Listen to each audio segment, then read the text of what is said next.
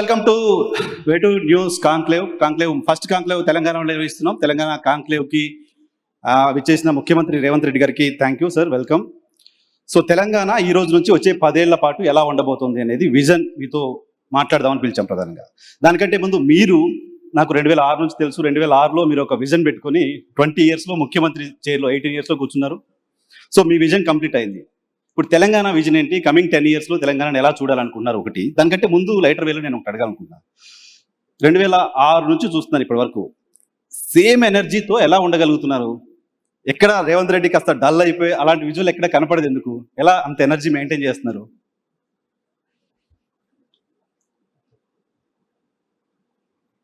మనకున్న లక్ష్యం, మన ఆలోచన, మనం తీసుకుంటున్న నిర్ణయాలలో స్పష్టత ఉంటే ఆ పాజిటివ్ ఎనర్జీ అనేది మనకి ఆటోమేటిక్గా వస్తుంది. రెండవది, చాలా సందర్భాలలో చాలామంది తమకి ఏం కావాలనో కోరుకోకుండా ఇతరుల దగ్గర ఏముండకూడదో దాన్ని దూరం చేయాలనే ప్రయత్నం చేస్తుంటారు. అది జరగకపోవడం వల్ల అసహనము, అసంతృప్తి అవి మనిషిని కుంగదీస్తాయి. దాంతో తొందరగా వాళ్ళ శక్తిని కోల్పోవడమే కాకుండా మానసికంగా బలహీనులవుతారు. ఒక్కసారి మానసికంగా మనం బలహీనమైన తర్వాత మనం దాచుకోవాలనుకున్నా దాగదు. దాంతో ఏమవుతారంటే చాలామంది అధికారంలో ఉన్నప్పుడు ఒకలాగా, అధికారంలో లేనప్పుడు ఇంకొకలాగా, లేకపోతే అనుకూలిస్తే ఒకలాగా, గెలిస్తే ఉప్పొంగిపోవడం, ఓడితే కుంగిపోవడం, ఇట్లాంటి రకరకాల సమస్యలతో కొట్టుమిట్టారు. So clarity of thought first, ప్రణాళిక దానికి తగ్గట్టుగా. ఓకే, సో ఆలోచన అలా క్లారిటీగా ఉండొచ్చు. కానీ మీ పైన జరిగిన అటాక్స్ నాకు గుర్తుంది. 2009లో మీరు మొదటిసారి ఎమ్మెల్యేగా పోటీ చేసినప్పుడు గన్తో ఫైర్ చేశారు మీ పైన. రోడ్డు పైన అలా పడిపోయిన రేవంత్ రెడ్డి విజువల్ చూసాం. ఆ తర్వాత కేసులు, కొట్లాట్లు, అరెస్టులు, జైళ్ళు ఇవన్నీ కూడా చూసాయి కదా. క్లారిటీ ఆఫ్ థాట్ ఓకే, ఇవన్నీ ఎక్కడ ఆపలేదా? ఇవన్నీ ఎక్కడ బౌన్స్ బ్యాక్ అయ్యేలా, మళ్ళీ వెనక్కి తగ్గేలా చేయలేదా? డెఫినెట్గా సమస్య వచ్చినప్పుడు, సమస్యను ఎదుర్కొంటున్నప్పుడు కొంత మానసికంగా ఒత్తిడి ఉంటుంది. కాకపోతే అది అధిగమించడానికి కావలసిన ఆలోచన చేసుకోవడమే, మన లక్ష్యాన్ని గుర్తు చేసుకోవడమే. లేదా ఎదురుగా ఉండే వాళ్ళు కూడా కోరుకుంటున్నది అదే కదా, అంటే మనం తగ్గాలనో, మనం ఓడాలనో, లేకపోతే మనల్ని ఓడించాలనో. సో వాళ్ళ కోరుకున్న విధంగా మనం వ్యవహరిస్తే వాళ్ళ ఆలోచనలని మనము ముందుకు తీసుకెళ్ళినట్టు ఉంటుంది తప్ప మనమేం ఆలోచన చేస్తున్నాం, మనకేం కావాలనో దాని మీద ముందుకు వెళ్ళడానికి అవకాశమే ఉండదు కదా. కాబట్టి నేను జిల్లా పరిషత్ మెంబర్గా ఇండిపెండెంట్గా గెలిచిన, ఎమ్మెల్సీ ఇండిపెండెంట్గా గెలిచిన, 2 సార్లు ఎమ్మెల్యేగా గెలిచిన, ఒకసారి ఎంపీగా గెలిచిన, ఈరోజు 3వసారి ఎమ్మెల్యేగా గెలిచి ముఖ్యమంత్రి అయినా. నా ఆలోచనలో నాకు స్పష్టత ఉంది. నాకు స్పష్టత ఉన్న మీద, ఆలోచన మీద ఇతరులకు భిన్నాభిప్రాయాలు ఉండొచ్చు. రాజకీయాలలో నేను ఎప్పుడు 100% ప్రజలను ఒప్పించాలను, 100% మార్కులు సాధించాలను నేను ఎప్పుడు లక్ష్యం చేయను. నా లెక్క పాలిటిక్స్లో 51% ఈజ్ 100%, 49% ఈజ్ 0. నువ్వు గెలవాలంటే 51% చాలు నీకు రాజకీయాలలో. ఈ గేమ్లో ఉన్న రూలే అది. 51%, 61 సీట్లు వస్తే నువ్వు ప్రభుత్వాన్ని ఏర్పాటు చేస్తావు. 59 సీట్లు వస్తే ఇంటి దగ్గర కూర్చుంటావు. సో 59కి 61కున్న తేడా 2. సో ఇక్కడ మనము 100% ప్రజల్ని మెప్పించాలను, లేదా 100% ప్రజలు మనం చెప్పినట్టే వినాలను మనం కోరుకుంటే మనకు తప్పకుండా డిస్సాటిస్ఫాక్షన్ అనేది మనల్ని చేస్తూనే ఉంటుంది. సో మనం 51% ప్రజలను ఒప్పించడానికి, 51% ప్రజలు మెచ్చే విధంగా పరిపాలన అందిస్తే, some times that may be 60, that may be 70, 75, 60% first క్లాస్లో పాస్ అయినట్టు, 75% డిస్టింక్షన్ వచ్చినట్టు.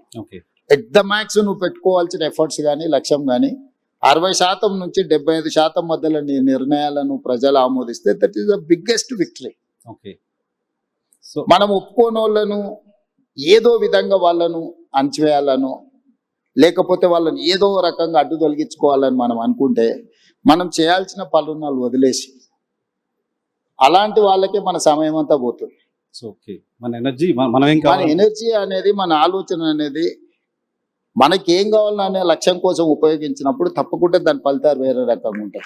ఓకే, సో ఇప్పుడు మీ ఎనర్జీ అంతా తెలంగాణకి ఏం కావాలి, తెలంగాణ ఎలా అభివృద్ధి కావాలి అనే దానిపైన పెట్టారు, రైట్? సో ఏంటి మీ విజన్ ఏంటో ఒకసారి చెప్తారా? కమింగ్ 10 years తెలంగాణ ఎలా ఉండబోతోంది? రైజింగ్ తెలంగాణ. నేను మొదటి నుంచి కూడా నేను అంటే జడ్పీటీసీ గెలిచినప్పుడు నేను జూబ్లీ సొసైటీలో ఇక్కడ మేము బోర్డ్ డైరెక్టర్గా ఇక్కడ 26-27 years బ్యాక్ ఈ సొసైటీ నుంచే నేను కిందికి పోయినా.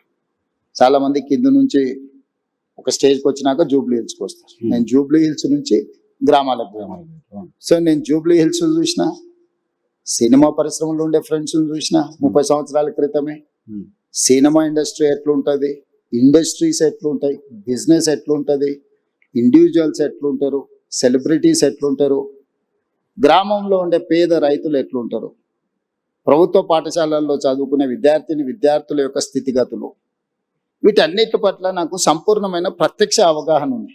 ఓకే, ప్రత్యక్షమైన అవగాహన ఉండడం వల్ల, ప్రత్యక్షంగా సత్సంబంధాలు ఉండడం వల్ల నా థాట్ ప్రాసెస్లో నాకు క్లారిటీ ఉంటుంది. నా క్లారిటీ అందరికీ ఒప్పుకోకపోవచ్చు, అందరూ ఒప్పుకోవాలని కూడా నేనేం భావించను.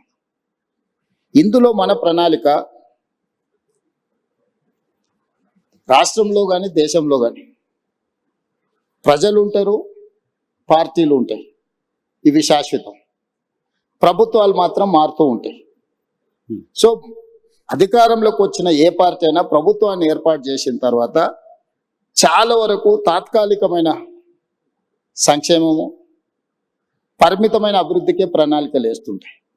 దానివల్ల ఏమైందంటే మనం ఏ అభివృద్ధి కూడా కాంప్రహెన్సివ్గా ఒక ప్రణాళికబద్ధమైన అభివృద్ధి జరగడం లేదు. లాంగ్ టర్మ్ విజన్ లేదు. అంటే ఇప్పుడు వెల్ఫేర్ అనేది నువ్వు ఈ రోజు రాత్రికి ఎంత అద్భుతమైన భోజనమైనా పెట్టు, అప్పుడప్పుడు మనకు టీవీలలో పేపర్లలో చూపిస్తుంటారు సంక్రాంతి పండుగకు భీమవరం అత్తగారింటికి వెళ్తే 230 రకాల వంటలు వడ్డించిండ్రు అని. సంక్రాంతి పండుగ రోజు సాయంత్రం పూట 230 రకాల వంటలు తిన్న ఇంటల్లుడైనా పొద్దున్నే బ్రేక్ఫాస్ట్ ఇడ్లీ పెడతావా లేదా అని అడుగుతాడు. సంక్షేమం కూడా నువ్వు ఏమైనా ఇవ్వు, మళ్ళీ తెల్లారి మళ్ళీ తప్పకుండా అడుగుతారు. సో మీరు సంక్షేమాన్ని బిలీవ్ చేయరా? నేను బిలీవ్ చేయను అంటలేను. సంక్షేమం అనేది నిరంతర ప్రక్రియ. అభివృద్ధి అనేది నువ్వు ప్రణాళికబద్ధంగా చేస్తే, ఇన్ఫ్రాస్ట్రక్చర్ క్రియేట్ చేస్తే, ఒక వ్యవస్థల్ని నువ్వు క్రియేట్ చేస్తే ఆ వ్యవస్థలు నీకు తిరిగి ఇన్కమ్ జనరేట్ చేసి ఇస్తాయి. ఆ వ్యవస్థ అనే దానికి పరిమితంగా చేయడం వల్ల పరిమితమైన ఇన్కమ్ కానీ, పరిమితమైన ప్రణాళిక కానీ, ఆ పరిమితమైన ప్రణాళికను నెక్స్ట్ వచ్చిన ప్రభుత్వం కొనసాగిస్తుందా లేదా అంటే మనం చెప్పలేం. రాజకీయాలలో ఉన్న రకరకాల మనం చూస్తున్నాం. పక్క రాష్ట్రంలో కూడా కొన్ని ఉదాహరణలు చూసినాం. మన దగ్గర కూడా కొన్ని ప్రణాళికలు కాంగ్రెస్ అధికారంలో ఉన్నప్పుడు ITIR కారిడార్ ఇచ్చింది. తర్వాత వచ్చిన ప్రభుత్వం దాన్ని రద్దు చేసి ITIR కారిడార్లో ప్రత్యక్షంగా కొన్ని లక్షల ఉద్యోగాలు, పరోక్షంగా 1 కోటి మంది పైగా జీవనాధారం దొరికి ఒక ప్రణాళిక. ఆ ప్రణాళికను వచ్చిన ప్రభుత్వం కొనసాగించలేదు. ఇట్లాంటి చాలా ఉదాహరణలు ఉన్నాయి. అందుకోసం ప్రభుత్వాలు శాఖ వారీగా చేస్తారు. అంటే ఈ శాఖ ప్రణాళిక ఇట్లా ఉండాలని చూస్తారు, లేకపోతే జెండర్ బేస్డ్, అంటే పురుషులకైతే ఇట్లా ఉండాలి, మహిళలకైతే ఇట్లా ఉండాలి, యువకులకు విద్యార్థులకైతే ఇట్లా ఉండాలి, అట్లా. అంటే ఒక వర్టికల్ ని మాత్రమే మనం డిజైన్ చేస్తున్నాం ఇప్పటి వరకు. ఈ వర్టికల్స్ డిజైన్ చేయడం వల్ల ఒక పూర్తి స్థాయి ప్రణాళిక అభివృద్ధి అనేది మనం చేయలేకపోతున్నాం. ఉదాహరణ, మనకు సెల్ఫ్ హెల్ప్ గ్రూపులు ఉన్నాయి, స్వయం సహాయక సంఘాలు, మహిళా సంఘాలకు వాళ్ళకి సంబంధించిన బ్యాంకులో రుణాలు ఇచ్చి వాళ్ళని ఆర్థికంగా నిలబెట్టాలని ఒక ఆలోచన చేస్తారు. అంతవరకు అది కరెక్టే. కానీ నేనేం చేసిన, ఇదే మహిళలను నిరంతరంగా పనిచేయడానికి అవసరమైన ప్రణాళికలు రచించాలి అని చెప్పి నేను RTC బస్సుల్లో మహిళలకు ఉచిత ప్రయాణం ఇచ్చిన. ఇది కేవలం మహిళ తన తల్లిగారింటికో లేకపోతే తనకు నచ్చిన మందిరాన్ని, దేవాలయాన్ని సందర్శించుకోవడానికి అని చాలా మంది అనుకుంటారు. కానీ అది కాదు. మహిళనే growth engine for any state, any country.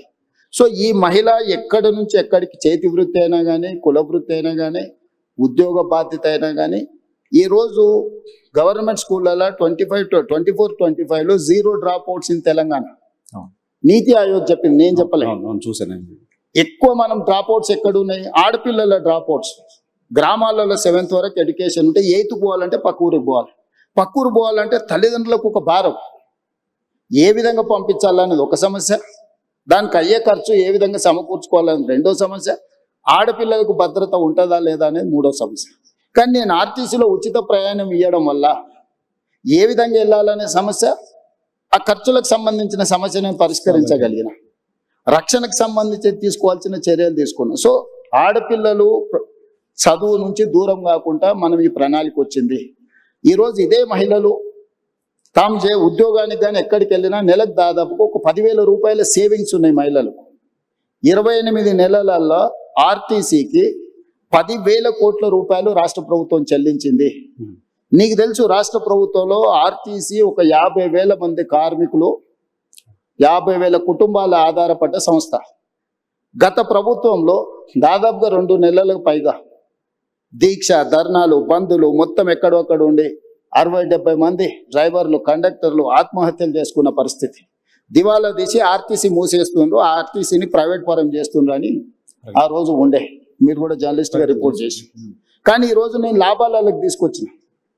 ఈరోజు RTC profit making institution. So మీరు 10,000 కోట్లు చెల్లించి ఈ 10,000 కోట్లు ఎవ్రీ మంత్ నేను 350 కోట్ల రూపాయలు మహిళలను ఆర్టీసీలో ఉచిత ప్రయాణం ద్వారా రాష్ట్ర ప్రభుత్వం నుంచి ప్రతి నెల ఆర్టీసీకి నేను 350 కోట్ల రూపాయలు చెల్లించడం వల్ల driver same, conductor same, bus same, diesel same, వ్యవస్థ సేఫ్. అంతకుముందు 40% ఉన్న ఆక్యుపెన్సీ ఉన్న ఆర్టీసీ బస్సు ఈరోజు 98%కు తీసుకొచ్చిన నేను. ఏ బస్సు ఖాళీగా పోతలేదు. ఆ ఖాళీగా తిరిగే బస్సులలో మహిళలు ప్రయాణించడం వల్ల ఆర్టీసీకి ఆదాయం రావడమే కాకుండా సంస్థ నిలదొక్కుని ఈరోజు ఆ సంస్థ లాభసాటిగా మారింది. సో మీరు పర్సన్ సెంట్రిక్ డెవలప్మెంట్ గురించి మాట్లాడుతున్నారు. పర్సన్స్ అంతా సెక్షన్స్ గా డెవలప్ అవుతే స్టేట్ డెవలప్ అవుతుంది విజన్.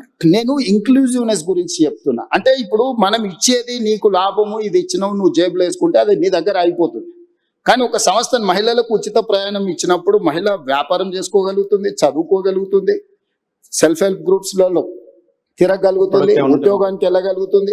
10,000 రూపాయలు ఒక మహిళ సేవింగ్ చేసుకోవడం వల్ల తన పిల్లల్ని చదివించుకోగలుగుతుంది, తన పిల్లల్ని మంచి స్కూళ్ళకు పంపించుకోగలుగుతుంది, పిల్లలకు మంచి బట్టలు కొనుక్కోగలుగుతుంది, కుటుంబాన్ని గౌరవంగా, సమాజంలో కుటుంబ గౌరవాన్ని పెంచడానికి మహిళ ప్రయత్నం చేస్తుంది. నేను ఇచ్చిన డబ్బుల వల్ల ఆర్టీసీ సంస్థ నిలబడ్డది. ఈరోజు ఒక సంస్థను నిలబెట్టే పని అంటే this is inclusiveness, sustainability model ఇది. అంటే ఒక దగ్గర ఇచ్చే సంక్షేమము దానికే పరిమితం కాబట్టి దానివల్ల ఒక సంస్థ బతికితే. ఈరోజు ఆర్టీసీలో గతంలో డీజిల్ బస్సులు ఉండేవి. Hyderabad, greater Hyderabad core urban region, outer ring road inside 2,053 square కిలోమీటర్లు. This is called core urban region మేము డిఫైన్ చేసినాం. 2,854 ఆర్టీసీ బస్సులు ఉన్నాయి. ఇవన్నీ డీజిల్ మీద ప్రయాణం చేస్తున్నాయి. ఈరోజు ఆర్టీసీ లాభసాటికి ఎప్పుడు వచ్చిందో డీజిల్ బస్సుల వల్ల కాలుష్యం వెదజల్లుతుంది. ప్రతి సంవత్సరం ఆర్టీసీ 10,000 బస్సులు నడిపించడానికి 2,000 కోట్ల రూపాయల డీజిల్ పర్చేజ్ చేస్తుంది. సో ఇప్పుడు ఈ డీజిల్ బస్సులను అన్నిటిని కూడా మార్చి నేను ఈవీ బస్సులు కొంటున్నా. సిటీలో ఆల్మోస్ట్ ఇప్పటికి 1000 బస్సులు వచ్చినాయి. December 9th లోపల ఇంకొక 2,000 బస్సులు తీసుకొచ్చి 3,000 ఆర్టీసీ బస్సులు ఈవీ వెహికల్స్ హైదరాబాద్ లో తిప్పడం వల్ల, నేను భవిష్యత్తులో మిగతా బస్సులను కూడా మార్చడం వల్ల ప్రతి సంవత్సరం డీజిల్ మీద పెట్టే ఖర్చు 2,000 కోట్ల రూపాయలని నేను ఈరోజు సేవింగ్ చేయగలుగుతా. ఈ 2,000 కోట్ల సేవింగ్స్ తో నేను ఈవీ బస్సులు కొనుక్కోవడమే కాకుండా కాలుష్యాన్ని కూడా నేను నియంత్రించగలుగుతున్నా. సో మీకు ప్రభుత్వం చేసే ఒక పని తాలూకా ఇంపాక్ట్ మల్టిపుల్ గా ఉండాలి అని చెప్పచ్చు. అట్లా చేయాలి. కాంప్రహెన్సివ్ సస్టైనబుల్ మోడల్ అనేది మనం ఎన్నుకోవాలి. ఒక పని, ఒక ప్రయత్నం ఒక దగ్గర సంక్షేమం లాగా కనిపించినా, ఇక్కడ స్పెండింగ్, ఇక్కడ ఖర్చు పెడుతున్నట్టు కనిపించినా అది ఇతర ఆదాయాలను సృష్టించడానికి ప్రణాళికలు ఉండాలి. సో నేను మహిళలకు ఉచిత బస్సు ఇచ్చింది కేవలం మహిళలు ఓట్లు వేయించుకోవడానికి, మహిళలు బస్సులో ప్రయాణం చేయడానికి చేసిండే రేవంత్ రెడ్డి అని చూస్తున్నా. నేనేం చెప్తున్నా, ఒక మహిళ కుల వృత్తి కానీ, చేతి వృత్తి కానీ, ఉద్యోగం కానీ, ఉపాధి కానీ, చదువు కానీ, వీటన్నిటికీ తనకు ఒక శక్తిని ఇస్తున్నా. సో అది ఓకే, మహిళలకు సంబంధించి సరే, దానికి సంబంధించిన ఇంపాక్ట్ మీరు అంతా చెప్పారు. ఓకే, బట్ 1 ట్రిలియన్ ఎకానమీ నేను చేస్తాను 34 వరకు అని చెప్పి మీరు ఒక మాట మాట్లాడుతున్నారు కంటిన్యూస్ గా. మొత్తం దేశ జీడీపీలో 10% మేము కాంట్రిబ్యూట్ చేయాలనుకుంటామని చెప్తున్నారు. సో దీంతో సాధ్యమవుతుందా? ఇంకేదో పెద్ద పెద్ద పెట్టుబడులు రావాల్సిన అవసరం ఉంటుంది, ఇంకా చాలా చేయాల్సిన అవసరం. I do agree. నేను ఇంతకు నీకు ప్రారంభంలోనే చెప్పిన, ఒక శాఖకు సంబంధించో ఒక చిన్న ఏరియాకి సంబంధించో మనం డిజైన్ చేస్తున్నాం. కార్పొరేట్ కంపెనీస్ కూడా వాళ్ళు కూడా వాళ్ళ ఫైనాన్షియల్ ఎట్లా ఉండాలి, ఫ్యూచర్ ఎక్స్పాన్షన్ ఎట్లా ఉండాలి, దాని రిసోర్సెస్ ఎట్లా ఉండాలా, దాన్ని మినిమం ఎక్స్పెండిచర్ మాక్సిమం ప్రాఫిట్ ఎట్లా ఉండాలి, ఇట్లా ఎట్లయితే ప్రణాళిక చేస్తారో రాష్ట్రాలకు కూడా ప్రణాళిక ఉండాలి. నేను ఓపెనింగ్ రిమార్క్స్లో చెప్పిన, ప్రజలు ఉంటారు, పార్టీలు ఉంటాయి, ప్రభుత్వాలు మారుతూ ఉంటాయి. మారిన ప్రభుత్వానికి భవిష్యత్తు పట్ల ఒక స్పష్టత ఉండాలి. ఆ స్పష్టతనే ప్రణాళిక రూపంలో మనం రచించుకోవాలి. ఇప్పటి వరకు భారతదేశంలో ఏ రాష్ట్రానికి కూడా కాంప్రహెన్సివ్ డిజైన్ అనేది లేదు, కాంప్రహెన్సివ్ పాలసీ లేదు. అందుకే నేను తెలంగాణ రాష్ట్ర ముఖ్యమంత్రిగా బాధ్యతలు చేపట్టిన తర్వాత నా 17 years అపోజిషన్ ఎక్స్పీరియన్స్, నేను జడ్పీటీసీ ప్రతిపక్షంలోనే, ఎమ్మెల్సీ ప్రతిపక్షమే, ఎమ్మెల్యే ప్రతిపక్షమే, ఎంపీ ప్రతిపక్షమే. ముఖ్యమంత్రి అయ్యే వరకు అంతా ప్రతిపక్షం. 17 years లో నేను ముఖ్యమంత్రి అయ్యే వరకు నేను ప్రతిపక్షంలో ఉన్నా. ఏ రోజు కూడా అధికారంలో లేను, అధికార పార్టీలో కూడా లేను. కానీ 17 సంవత్సరాల సుదీర్ఘ నా ప్రతిపక్షంలో ఉన్న నాకున్న అనుభవం, సమస్యలు చూసిన కోణం, సమస్యల్ని ప్రత్యక్షంగా ఏ విధంగా పరిష్కరించవచ్చు అన్న ఉన్న ఆలోచనతోని తెలంగాణ కోసం ఒక పాలసీ డాక్యుమెంట్ తయారు చేసి, ఆ పాలసీ డాక్యుమెంట్ పేరే తెలంగాణ రైజింగ్ 2047. ఈ పాలసీ డాక్యుమెంట్ ఉండాలన్నది నా ఆలోచన. పాలసీలో చాప్టర్స్ అనేటివి నేను రాసినవి కాదు. ఓ సత్యనాథేలా ఇందులో ఉన్నాడు, సంతను నారాయణ ఉన్నాడు, లేకపోతే World Bank chairman Ajay Banga ఉన్నాడు, లేకపోతే రఘురామరాజన్ ఎక్స్ ఆర్బీఐ గవర్నర్ ఉన్నాడు, NITI Aayog government of India vice chairman Suman Bery ఉన్నాడు, ఐఎస్బి ఇన్స్టిట్యూట్ ఇక్కడ ఏదైతే ఉన్నదో one of the best institute in the world, ISB మా policy document partner, NALSAR university మా policy document partner, great Britain prime minister అతను మా దాంట్లో, ఇప్పుడు ఫార్మర్ ప్రైమ్ మినిస్టర్, అతను మా పాలసీ డాక్యుమెంట్ లో పార్ట్నర్. అంటే ప్రపంచంలో ఉండే వివిధ మేధావులను, వివిధ పెద్ద పెద్ద కార్పొరేట్ కంపెనీల సిఇఓలను మన తెలంగాణ రైజింగ్ 2047 పాలసీ డాక్యుమెంట్ లో వాళ్ళందరినీ బోర్డులోకి తీసుకొచ్చి కంప్లీట్ గా వాళ్ళందరికీ మేమేమనుకుంటున్నాం వాళ్ళతో కూర్చొని మాట్లాడి పబ్లిక్ డొమైన్ లో కూడా పెడితే దాదాపుగా మనకు ఒక 20 లక్షల సజెషన్స్ వచ్చినాయి ఆన్లైన్. వాటన్నిటిని కూడా ఫిల్టర్ చేసినాయి. అందులో ఉండే ఎస్సెన్స్ అంతా వాళ్ళు ఇచ్చిన సూచనలు, సలహాలు, అది విద్యార్థులకు కావచ్చు, లేకపోతే నిరుద్యోగుల కోసం కావచ్చు, లేకపోతే ఉమెన్ కోసం కావచ్చు, లేకపోతే ఐటీ పాలసీ కావచ్చు, ఇండస్ట్రియల్ పాలసీ కావచ్చు, లేకపోతే ఏఐ కావచ్చు, ఇట్లా చెప్పుకుంటూ వెళ్తే ప్రతి వర్టికల్ మీద ఆల్మోస్ట్ 8 months కంటిన్యూస్గా చీఫ్ సెక్రటరీ నుంచి ప్రతి ఆఫీసర్ని ఇందులో పెట్టి, ఒక గ్రూప్ ఆఫ్ ఆఫీసర్స్ని పెట్టి, గ్రూప్ ఆఫ్ మినిస్టర్స్ని పెట్టి కన్సెన్సస్ బిల్డ్ చేసి ప్రపంచ దేశంలో ఉన్న ప్రతి ఒక్కరిని మన పాలసీ డాక్యుమెంట్లో ఇంక్లూడ్ చేసి ఇక్కడ ఉన్న నైసర్గిక స్వరూపాన్ని వివరించి, ఇప్పుడు కాశ్మీర్లో ప్లాన్ చేసుకుంటే కాశ్మీర్కు తగ్గట్టు చేసుకోవాలి. కాశ్మీర్లో ప్లాన్ చేసిన ఐస్ కోసము, ఐస్ తుఫాన్ల కోసము తెలంగాణలో ప్లాన్ చేసినాం అనుకో, ఇక్కడ ఐస్ వచ్చేది లేదు, చూసుకోవాలి కదా. సో తెలంగాణలో ఉండే సహజ ప్రకృతి వనరులు ఏమున్నాయి, ఇక్కడ టాలెంట్ ఏముంది, ఇక్కడ ప్రజలు ఏం కోరుకుంటుంది, ఏ ప్రజల్ని ఇందులో భాగస్వాములు చేస్తే ప్రయోజనం ఉంటుందో అట్లా తయారు చేసి ఒక గ్లోబల్ సమ్మిట్ డిసెంబర్, తెలుసు 2025 డిసెంబర్లో గ్లోబల్ సమ్మిట్ని 108 దేశాల నుంచి కార్పొరేట్ కంపెనీలను, ఫార్చ్యూన్ 500 కంపెనీలను ఆహ్వానించి ఆల్మోస్ట్ ప్రపంచంలో ఉండే ప్రతి పెద్ద సంస్థకు సంబంధించిన ప్రతినిధులను పిలిచి 3 రోజులు గ్లోబల్ సమ్మిట్ నిర్వహించి పాలసీ డాక్యుమెంట్ని తెలంగాణకు డెడికేట్ చేసి, అందులోనే outer ring road inside, cut off is outer ring road, that is called core urban region economy, called cure. ఈ 2053 స్క్వేర్ కిలోమీటర్లలో మన రాష్ట్ర జనాభాలో 40% నివసిస్తున్నారు. 1,34,00,000 మంది ప్రజలు ఇక్కడ నివసిస్తున్నారు లోపల, ఈ రింగ్ రోడ్డు లోపలనే.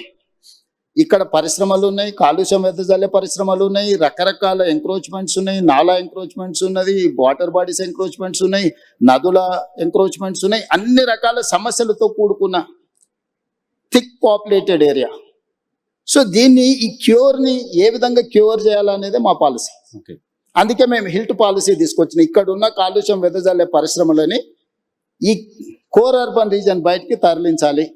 అది హిల్ట్ పైన సరే అక్కడికే వస్తున్నా. సో మేము నదులను ఆక్రమించుకున్నారు, చెరువులను ఆక్రమించుకున్నారు, కుంటలను ఆక్రమించుకున్నారు, నాలాలను ఆక్రమించుకున్నారు, పబ్లిక్ పార్క్స్ ని ఆక్రమించుకున్నారు, గవర్నమెంట్ ల్యాండ్స్ ని ఆక్రమించుకున్నారు.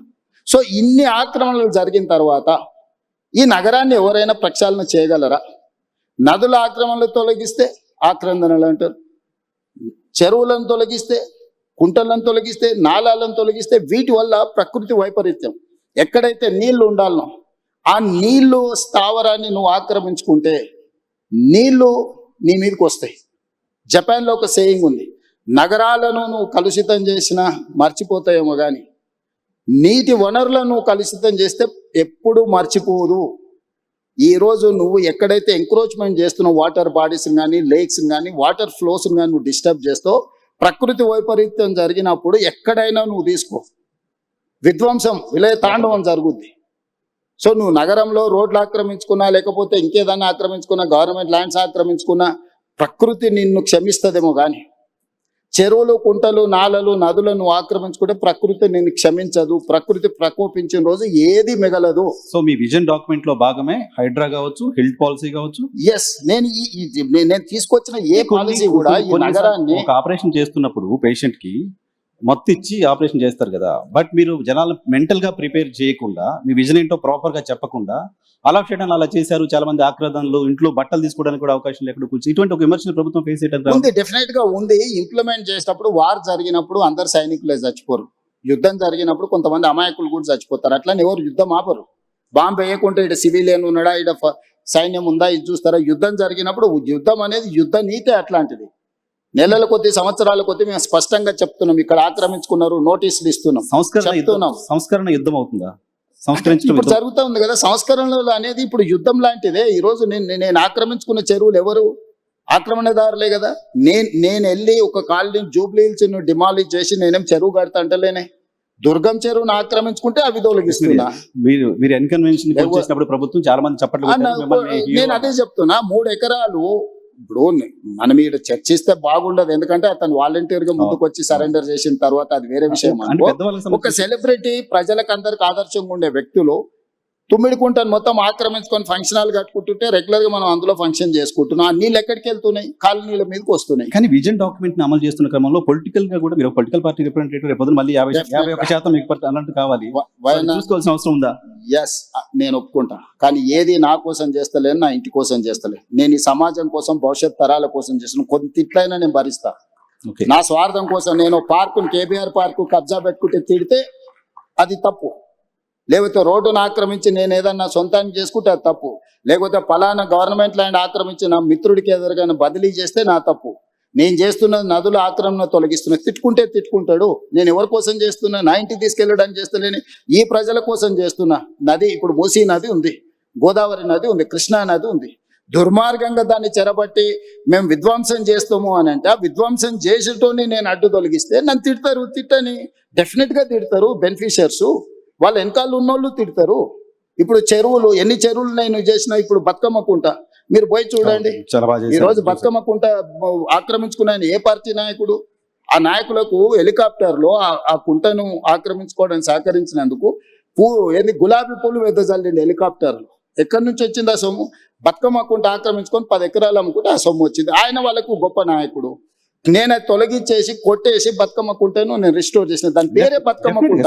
అది డెఫినెట్ గా అచీవ్మెంట్ గానే చూడాలి. బతుకమ్మ కుంట కావచ్చు, లేకపోతే నల్లచెరువు కుకట్పల్లిలో కావచ్చు, గుమ్రక్దావ్లా కావచ్చు. గుమ్రక్దావ్లా ఇప్పుడు ఒకప్పుడు నిజాం ఉన్నప్పుడు తాగడానికి నీళ్ళ నుంచి మొత్తం అక్కడ నుంచే తీసుకెళ్లి కంప్లీట్ గా ఆక్రమించుకున్నారు.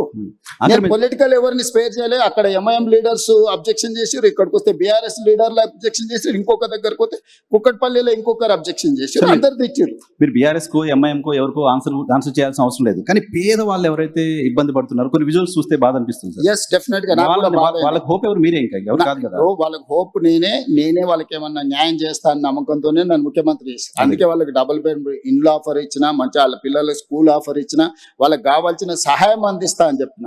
నేను నిస్సహాయం ఎక్కడ? నువ్వు ఆక్రమించుకున్న చెరువులు మాత్రమే నేను ఉంటా అంటే నేను నిస్సహాయాన్ని. నేను స్పష్టంగా చెప్తున్నా, మూసీ నదిని ఆక్రమించుకున్న వాళ్ళకి నేను క్లియర్ గా చెప్తున్నారు, మీకు ఇల్లు కట్టిస్తా, స్కూల్ కట్టిస్తా, హాస్పిటల్ కట్టిస్తా, మీకు ఆర్థిక సహాయాన్ని అందిస్తా, మీరు వ్యాపారం చేసుకోండి, మీ పిల్లల్ని చదివించుకోండి, వాళ్ళ భవిష్యత్తు తీర్చిదిద్దుకోండి, ప్రభుత్వం ఉదారంగా ముందుకు వచ్చి మిమ్మల్ని ఆదుకుంటుందని చెప్తే, లేదు మేము మూసీలనే ఉంటాము అని వాళ్ళని కొంతమంది పరోక్షంగా ప్రోత్సహిస్తారు. నేను అది కూడా చెప్పిన, అదే ఏరియాలో మీకు ఉద్యోగ ఉపాధి అవకాశాలు ఉంటే ప్రభుత్వ భూమి తీసి మీకు ఇండ్లు కట్టిస్తానే స్వామి. ఆ ఏరియాలో మీరు అక్కడి నుంచి ఎక్కడికో కూడా తరలించండి మిమ్మల్ని. ఏ ఏరియాలో అయితే మూసీ నదిలో ఎవరు మూసీలో బతకాలని కోరుకోరు. ఈ రోజు వైఎన్ఆర్ నేను క్వశ్చన్ అడుగుతా, గంగా పేరు మీద, యమున పేరు మీద, సరస్వతి పేరు మీద, ఇట్లాంటి గోదావరి పేరు మీద, కావేరి పేరు మీద, కృష్ణా పేరు మీద, అన్ని నదుల పేర్ల మీద ఆడపిల్లలు పెట్టుకున్నారా తల్లిదండ్రులు? ఏ తల్లిదండ్రులైనా మూసీ పేరు పెట్టుకున్నారా? మూసీ కూడా నాదే కదా. మూసీ నది బిడ్డ పేరు ఎవరైనా పెట్టుకున్నారా? ఎందుకు? పొల్యూటెడ్ మూసీ అంటేనే మురికి పర్యాయ పదంగా మార్చిండ్రు. దీనికి కారణం ఎవరు? గత పాలకులు కాదా? మూసీ కూడా గొప్పగా ఉండాలని నేను స్వప్నం, నా కళ. నేను గొప్ప నదిని నేను ఈ నగరానికి ఇవ్వాలనుకుంటున్నా. నేరం ఎట్లయిద్ది? ఓకే, గతంలో ఎవరు చేసినా నేరమే. ఇప్పుడు కరెక్ట్ సో ఇప్పుడు ఆ నేరాన్ని సరిదిద్దాలనుకుంటున్నా. నేనేమంటున్నా అంటే నేరం జరిగింది కదా అని చూసి చూడనట్టు నేను వదిలేదలుచుకోలేదు నర్సింగ్. నేను ఒక గ్రామీణ ప్రాంతం నుంచి వచ్చిన, వ్యవసాయ కుటుంబం నుంచి వచ్చిన, నాకు మంచి తెలుసు, చెడు తెలుసు, విచక్షణ ఉంది నాకు. పేదల సమస్యలను చూడడానికి అమెరికాలో చదువుకొచ్చుకున్నామని గొప్పగా చెప్పుకునే వాళ్ళకు బెంజ్ కారులో పోయి చూడడానికి ఎక్స్కర్షన్ లాంటిది పేదరికం. ఎక్కడైతే పేదరికం ఉంటుందో ఆ పేదరికంలోనే, ఆ ప్రాంతంలోనే పుట్టి ఆ పేదరికాన్ని చూసుకుంటే నేను ఇక్కడికి వచ్చిన. నాకు పేదరికం గురించి, పేదల గురించి ఎవ్వరు చెప్పాల్సిన పని లేదు. నేను పుట్టి పెరిగిందే, నేను పేదవాడిని అని కూడా చెప్పట్లేదు. చూసారు కదా గ్రామీణ ప్రాంతాల్లో పేదరికం ఎలా ఉంది. మేము భూములు ఉన్నాము, అన్ని మేము ఆర్థికంగా ఉన్నాం, కానీ మా చుట్టూతున్నది పేదలే కదా. వాళ్ళతోనే కలిసి బతుకొచ్చినాం కదా, మేము వాళ్ళతోనే పెరిగినాం కదా. ఓకే, ఎంప్లాయ్మెంట్ కూడా గడిచిన ఎన్నికల్లో మిమ్మల్ని మీరు రాష్ట్రం అంతా, తెలుగుదేశంలో ఉన్న, కాంగ్రెస్ పార్టీలో ఉన్న రాష్ట్రం అంతా చాలా పర్యటనలు చేశారు, చాలా మందికి చేయగలిగి ఉంటారు. మీరు ఎవరో తెలియని వాళ్ళు, మేము చూడని వాళ్ళు కూడా రేవంత్ అన్న వస్తే ఉద్యోగాలు వస్తాయనే ఆశతో చాలా మంది నిరుద్యోగులు ఓట్లేశారు. సో ఇప్పుడు ఒక స్కిల్ యూనివర్సిటీ అనేది తీసుకొచ్చారు. స్కిల్ యూనివర్సిటీ ఏ రకంగా గేమ్ చేంజర్ అవుతుంది ఎంప్లాయ్మెంట్ లో తెలంగాణ? సో నేను ఇప్పుడు నీ క్యూర్ మాత్రమే చెప్పిన. Outer ring road inside 160 kilometer radius ఉన్నది, మధ్యలో ఉన్నది క్యూర్. ఇది 2053 కిలోమీటర్స్, 1,34 lakh పాపులేషన్. ఇప్పుడు రీజనల్ రింగ్ రోడ్ ఏర్పాటు చేసుకోబోతున్నాం మనం, 360 kilometers. Outer ring road outside, regional ring road inside, pure peri urban region economy. ఇక్కడ పరిశ్రమలు, ఇన్ఫ్రాస్ట్రక్చర్ క్రియేట్ చేయాలని పెట్టుకున్నాం మేము. నగరాలు నిర్మించదలుచుకున్నాం, పరిశ్రమల కోసం ఇప్పుడు ఇక్కడ నుంచి తరలించే పరిశ్రమలకు అక్కడ ఇవ్వదలుచుకున్నాం. మన దగ్గర చదువుకున్న నిరుద్యోగులకు సాంకేతిక నైపుణ్యాన్ని నేర్పి ఉద్యోగ ఉపాధి అవకాశాలు ఇవ్వదలుచుకున్నాం. ఇలా జీసీసీ సెంటర్స్ వచ్చినా, డేటా సెంటర్స్ వచ్చినా, ఐటీ సంస్థలు వచ్చినా, ఇతర పరిశ్రమలు వచ్చినా, వీటన్నిటిని పెరీ అర్బన్ రీజియన్ ఎకానమీలో మనం అంటే ఇక్కడ ఫెసిలిటేట్ చేయదలుచుకున్నాం. Regional ring road outside అది ఆల్మోస్ట్ ఒక 10,000 స్క్వేర్ కిలోమీటర్స్ ఉంది peri urban. Regional ring road outside Telangana ఇంకొక 1,00,000 స్క్వేర్ కిలోమీటర్లు ఉంది. అంటే తెలంగాణ మొత్తం 1,12,000 స్క్వేర్ కిలోమీటర్లు ఉంటే 2,000 స్క్వేర్ కిలోమీటర్లు ఏమో ప్యూర్ కింద తీసుకున్నాం, 10,000 స్క్వేర్ కిలోమీటర్లు ప్యూర్ కింద తీసుకున్నాం, 1,00,000 square kilometer rare rural agricultural region economy. So complete గా ఒకటేమో సర్వీస్ సెక్టర్, రెండవది మ్యానుఫ్యాక్చరింగ్ సెక్టర్, మూడవది అగ్రికల్చర్ సెక్టర్. సో తెలంగాణ రాష్ట్రానికి రాబోయే 100 సంవత్సరాలకు అవసరమైన ఒక ప్రణాళికను, ఒక పాలసీ డాక్యుమెంట్ ను తెలంగాణ రైజింగ్ 2047 అని ఈ దేశంలోనే మొట్టమొదటిసారి తెలంగాణ రాష్ట్రం అడాప్ట్ చేసుకున్నది. మేము ఆ పాలసీని ఎగ్జిక్యూట్ చేయడానికి ప్రయత్నం చేస్తున్నాం, రోడ్ మ్యాప్ వేస్తున్నా. నేను ఈ రోజు ఫ్యూచర్ సిటీ 30,000 ఎకరాలలో ఒక కొత్త నగరాన్ని నిర్మించాలనుకుంటున్నాం. ఇప్పటి వరకు ఈ దేశంలో కొత్త నగరం కోసం ఎవరైనా ఆలోచన చేసారా? ఓ ఫైనాన్షియల్ డిస్ట్రిక్ట్ అనో, నాలెడ్జ్ పార్క్ అనో, ఒక 400 ఎకరాలు 500 ఎకరాలు కాలనీలు కట్టిండ్రు. కానీ కాంప్రహెన్సివ్ ఒక సిటీ, న్యూయార్క్ సిటీతోనో, లేకపోతే జపాన్ టోక్యోతోనో, లేకపోతే సింగపూర్తోనో, సౌత్ కొరియాలో ఒక సిటీతోనో కంపేర్ చేసే సిటీ భారతదేశంలో ఎవరైనా నిర్మించారా? ఆలోచన చేసిందా? సిటీ నిర్మాణం అనేది సాధ్యమవుతుందా? సిటీని ఒక ప్రభుత్వం నిర్మించగలుగుతుందా? 100%. మనం ట్రంక్ ఇన్ఫ్రాస్ట్రక్చర్ క్రియేట్ చేస్తే hundreds of thousands of builders are ready to construct. మనం చేయాల్సిన పని అది కాదు. మనం ట్రంక్ ఇన్ఫ్రాస్ట్రక్చర్ చేయాలి, కనెక్టివిటీ చేయాలి, మెట్రో కనెక్టివిటీ ఇవ్వు, నేషనల్ హైవేస్ ఇవ్వు, పోర్ట్ కనెక్టివిటీ ఇవ్వు, ఎయిర్పోర్ట్ కనెక్టివిటీ ఇవ్వు. ఇది మాత్రమే ప్రభుత్వం చేయాలి. అంటే ఒక ఏరియాని ఇయర్ మార్క్ చేసి, ల్యాండ్ అక్వైర్ చేసి, ఎకో సిస్టమ్ మనం డెవలప్ చేస్తే సిటీలు నిర్మించడానికి, లక్షల కోట్లు పెట్టుబడులు పెట్టడానికి, దాన్నే వ్యాపారంగా మార్చుకొని సిటీని అభివృద్ధి చేయడానికి చాలా మంది రెడీగా ఉన్నారు. ఇప్పుడు ఫైనాన్షియల్ డిస్ట్రిక్ట్ ఉంది, మొత్తం ప్రభుత్వం కట్టలేదే. ప్రభుత్వం ఏం కట్టింది? ఇది ఫైనాన్షియల్ డిస్ట్రిక్ట్, ఇక్కడ వచ్చి పెట్టుబడి పెట్టండి అన్నారు. వాళ్ళకి ఇన్సెంటివ్స్ ఇచ్చిండ్రు. ఈ రోజు 10 లక్షల మంది ఆ 1,000 ఎకరాలలో పనిచేస్తున్నారు. ఈ పక్కనే రాయదుర్గంలో ఉన్న మీకు నాలెడ్జ్ పార్క్ ఉంది, 442 ఎకర్స్. జస్ట్ ఆ ల్యాండ్ లేఅవుట్ వేసేస్తే వాళ్ళే ఆక్షన్లు పెట్టి మన 177 కోట్లకి ఎకరం ల్యాండ్ కొనుక్కున్నారు. వాళ్ళే ఇన్వెస్ట్మెంట్ పెడతారు, వాళ్ళే ఇన్ఫ్రాస్ట్రక్చర్ క్రియేట్ చేస్తారు, వాళ్ళే ఎంప్లాయ్మెంట్ క్రియేట్ చేస్తారు. సో ఇప్పుడు మీరు ఫ్యూచర్ సిటీలో కూడా చేస్తుంది అదే అట్మాస్ఫియర్. ఫ్యూచర్ సిటీ కాదు, నేను ఔటర్ రింగ్ రోడ్ నుంచి రీజనల్ రింగ్ రోడ్ వరకు రేడియల్ రోడ్స్ కూడా డెవలప్ చేస్తున్నా. నేను ఇవాళ మన తెలంగాణ రాష్ట్రానికి సముద్రం లేదు. నేను పక్కనున్న రాష్ట్ర చంద్రబాబు నాయుడు గారిని నరేంద్ర మోడీ గారిని అడిగి ఫ్యూచర్ సిటీ నుంచి ఈరోజు మచిలీపట్నం పోర్టుకి 12 line express highway including railway line నేను డిజైన్ చేసిన. Government of India is agreed.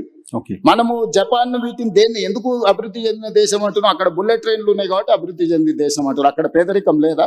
చైనాలో పేదరికం లేదా? ఎందుకు 2 hours లో ఎక్కడికైనా చేర్చుకున్నది. ఈ రోజు కేంద్ర ప్రభుత్వం 7 బుల్లెట్ ట్రైన్లు ఇస్తే 7లో 3 నేను తెలంగాణ రాష్ట్రానికి తీసుకొచ్చిన. ఈరోజు శంషాబాద్ ఒక హబ్గా చేసి Shamshabad Bengaluru, Shamshabad Chennai via Amaravati, Shamshabad Mumbai via Pune. So ఈరోజు ఇన్ని కనెక్టివిటీస్ని డెవలప్ చేయడానికి రైల్ కనెక్టివిటీ తీసుకొచ్చిన, రోడ్ కనెక్టివిటీ తీసుకొస్తున్నా. ఈరోజు నేను పోర్ట్ కనెక్టివిటీ తీసుకొస్తున్నా. ఇవన్నీ ఇన్నేళ్ళు ఎందుకు చేయలేదు? 10 ఏళ్ళు తెలంగాణ వచ్చినాక ఒక్కరోజు కూడా ఆలోచన చేయలేదే వీళ్ళు. ఇప్పుడు చేస్తుంటే అడ్డం పెడతారు. ఫ్యూచర్ సిటీ కట్టనే లేవు, ఫ్యూచర్ లేని వ్యక్తి ఫ్యూచర్ సిటీ కట్టాడంట. నా ఫ్యూచరు 17 సంవత్సరాలు నా గ్రోత్ చూస్తే వాళ్ళకే కాదు, వాళ్ళ తాతలకు కూడా అర్థమైంది ఈ ఫ్యూచర్ ఏంటండి, నా ఫ్యూచర్ ఏందనే దాన్ని. నా ఫ్యూచర్ వాళ్ళు కాదు డిసైడ్ చేయాల్సింది, ప్రజలు డిసైడ్ చేసారు నా ఫ్యూచర్ ని. సార్ ఇంకొక క్వశ్చన్ ఉంది, దీనికి సంబంధించి తీసుకొని నేను మిగతా పొలిటికల్ ఇష్యూస్లోకి వెళ్తాను. మీరు చాలా సందర్భాలు క్లెయిమ్ చేసుకుంటారు, నేను ఒక రియల్ ఎస్టేట్ పర్సన్ని, నేను రియల్ ఎస్టేట్ నా వ్యాపారం, నా బ్రతుకు తెరవదే అదే చేసి వచ్చాను అని చెప్తారు. కానీ ఈరోజు హైదరాబాద్లో తెలంగాణలో పర్టికులర్గా హైదరాబాద్లో రియల్ ఎస్టేట్ పరిస్థితి ఏంటి అంటే మీరు సాటిస్ఫై అవుతున్నారా బాగానే ఉంది అని? అంటే రియల్ ఎస్టేట్ బాగుంది, కానీ నేను ఆశించినంత మేరకు లేదు. ఇది ఈ ఒక్క నగరానికే కాదు, మొత్తం ప్రపంచంలోనే ఒకసారి ఒక స్లో డౌన్ అనేది ఉంటుంది. కొన్ని సంవత్సరాలకు కొన్ని ఆర్థికపరమైన యుద్ధం కావచ్చు, ఆర్థిక పరిస్థితులు కావచ్చు, లేకపోతే డాలర్ ఫ్లక్చుయేషన్ కావచ్చు, రకరకాల ఇష్యూస్. ఈరోజు ఏఐ రావడం వల్ల చాలా కోట్ల మందికి ఉద్యోగాలు పోవడం, ఆ ఉద్యోగాలు పోతే వాళ్ళు కొనుక్కోవాల్సుకున్న పర్సనల్ ఏదైతే అంటే హౌసింగ్ స్కీమ్స్ కాబట్టి ఇట్లాంటి రకరకాల ప్రభావం ఉంది. కానీ 2021 నుంచి కంటిన్యూస్గా 2021, 22 కానీ 22, 23 కానీ ఇట్లా మీరు ఒక 7 years మీరు చూస్తే తెలంగాణలో పాత దానికంటే తక్కువ లేదు, పెరిగింది. కాకపోతే నేను ఎంత ఆశించే ఎంత వేగంగా నేను చేయాలనుకుంటున్నానో ఆ సిస్టమ్ లేదు. కానీ కంపారిటివ్లీ ప్రీవియస్ గవర్నమెంట్ కానీ ప్రీవియస్ ఇయర్ ఫైనాన్షియల్ స్టేటస్ని కానీ ఒకసారి క్యాలిక్యులేట్ చేస్తే ఎక్కడ కూడా తగ్గలేదు. నేను చెప్పడం కాదు, కంటిన్యూస్గా క్యాగ్ రిపోర్ట్స్ ఇస్తుంది, నీతి ఆయోగ్ రిపోర్ట్స్ ఇస్తుంది, జిఎస్టీ మీద రిపోర్ట్స్ వస్తున్నాయి, నివేదికలు రెవెన్యూస్ చెప్తున్నాయి. సరే కొంతమంది సోషల్ మీడియాలో పెట్టుబడులు పెట్టి దాన్ని ఏదో వాళ్ళే రాసి వాళ్ళే చదివి వాళ్ళే అబద్ధాలు చెప్పి అబద్ధాలు వాళ్ళే చూసుకొని వాళ్ళే నమ్మి వాళ్ళే మోసపోతుండ్రు. నేను ఎందుకు చెప్తున్నా అంటే ఉప ఎన్నికలు ప్రజలు తీర్పిచ్చారు, సర్పంచ్ ఎన్నికల్లో ప్రజలు తీర్పిచ్చారు, మున్సిపల్ ఎన్నికలలో ప్రజలు తీర్పిచ్చారు. అయినా వాళ్ళు భ్రమలలో బతుకుతాం అంటే నాకు కావాల్సింది కూడా అదే. వాళ్ళ భ్రమలలో ఉండడమే నాకు కావాలి కదా. నా పని సులువు అవుతుంది చేసేదాన్ని. నేను ఎప్పుడు రియాలిటీలోనే ఉంటా. వైఎన్ఆర్ నీకు తెలుసు కదా బాగా, 20 సంవత్సరాల నుంచి అయితే నన్ను చూస్తున్నావు కదా. నాకు వాస్తవం అనేది వినడం నాకు ఇష్టం. వాస్తవ పరిస్థితుల మధ్యలోనే నేను ఉంటా. నేను ఊహాజనితమైన ప్రపంచంలో నేను ఉండను. ఎవరైనా ఊహించుకుంటే అది వాళ్ళ తప్పు. వాళ్ళకి రకరకాల కోరికలు అంటే వారసత్వ సంపద కింద, వారసత్వంలోనే విరాసత్ అంటారు తెలంగాణలో. అంటే పోలీస్ పటేల్ ఉన్నప్పుడు విరాసత్ కింద వచ్చేది. మా ముత్తాత పోలీస్ పటేల్, అది మా తాతకు వచ్చింది, ఇంట్లో పెద్దోడు కాబట్టి. ఆ తాత నుంచి మా నాయనకు వచ్చింది, మా నాయన నుంచి ఎన్టీఆర్ వచ్చి తొలగించాడు. మా నాయనకు ఉన్నప్పుడు కూడా మా అన్నదమ్ములలో పెద్దోడికి వస్తుందని మేము అనుకున్నాం. విరాసత్తులు వస్తాయి, ఆస్తులు కూడా వస్తాయి. సో విరాసత్తులో నాకు ముఖ్యమంత్రి వస్తాయని కొంతమంది పాపం కలలుగా అన్నారు. వాళ్ళ కళలు చెదిరిపోయే రకాల దుఃఖంలో ఉన్నారు. ఇలా నేను అన్ని వదిలేసి ఈగల్ ఫోర్స్ అని ఒక సంస్థను తీసుకున్నాను డ్రగ్స్ ని కంట్రోల్ చేయడానికి. చిన్న చిన్న స్కూళ్ళ ముందర కూడా గంజాయి చాక్లెట్లు. బిఫోర్ దట్ కంగ్రాచులేట్ చేస్తున్నాను సార్, డ్రగ్స్ పైన మీరు చేసిన పోరాటం డెఫినెట్ గా అప్రిషియేట్ చేయాలి. దాని మీద కూడా ఆరోపణలు. మీ ఫామ్ హౌస్ లలో పార్టీలు చేసుకుంటే డ్రగ్స్ తో దొరికితే అభినందించాల్సింది పోయి నన్ను తిడతారే. మేము ఫామ్ హౌస్ లో దీపావళి పండుగ నాడు మేము డ్రగ్స్ పార్టీ చేసుకుంటే నువ్వు వచ్చి పట్టుకుంటావు అని. దీపావళి పండుగ నాడు చిచ్చుబుడ్ల పండుగ చేసుకోవాలనా? దీపావళి పండుగ దేం పండుగ? చిచ్చుబుడ్ల పండుగ. అవునా? నువ్వు చిచ్చుబుడ్లు కాలిస్తే బాగానే ఉంటాయి, కానీ సారా బుడ్లు పెట్టుకుంటాం, మేము గంజాయి కొడతాం, మేము కొకైన్ హెరాయిన్ తెచ్చి పీల్చుతామని అంటే ఎట్లా చూస్తూ ఊరుకోవాలి నర్సింగ్? నేను ఎవరి కోసం చేస్తున్నది? ఇప్పుడు నదులను ఆక్రమించిన వాళ్ళని తొలగించినా, చెరువులను తొలగించినా, కుంటలు తొలగించినా, నాళ్ళను తొలగించినా నాకు వచ్చేది ఏం లేదు, భవిష్యత్ తరాలకు ఇస్తున్నా. నేను కూడా వాళ్ళతో చేరితే నాకెక్కువ లాభము. విజన్ డాక్యుమెంట్ లో భాగంగా తెలంగాణ సేమ్ డ్రగ్స్ విషయంలో కూడా ఇవాళ నాకు కొన్ని కేసెస్ నాకు తెలుసు. As a stated I cannot disclose. 6th class 7th class 8th class పిల్లలు మిస్లీడ్ చేసి గంజాయి ఇటువైపు అటువైపు తీసుకెళ్తుంటే తల్లిదండ్రులు వచ్చి నాకు చెప్తున్నప్పుడు నాకు నిజంగా అసలు అంటే పిచ్చెక్కిపోతుంది ఒకసారి. అసలు దీన్ని అవును, ఎరాడికేట్ చేయడానికి ఏం చేయాలన్నంత కోపం ఉంది నాకు.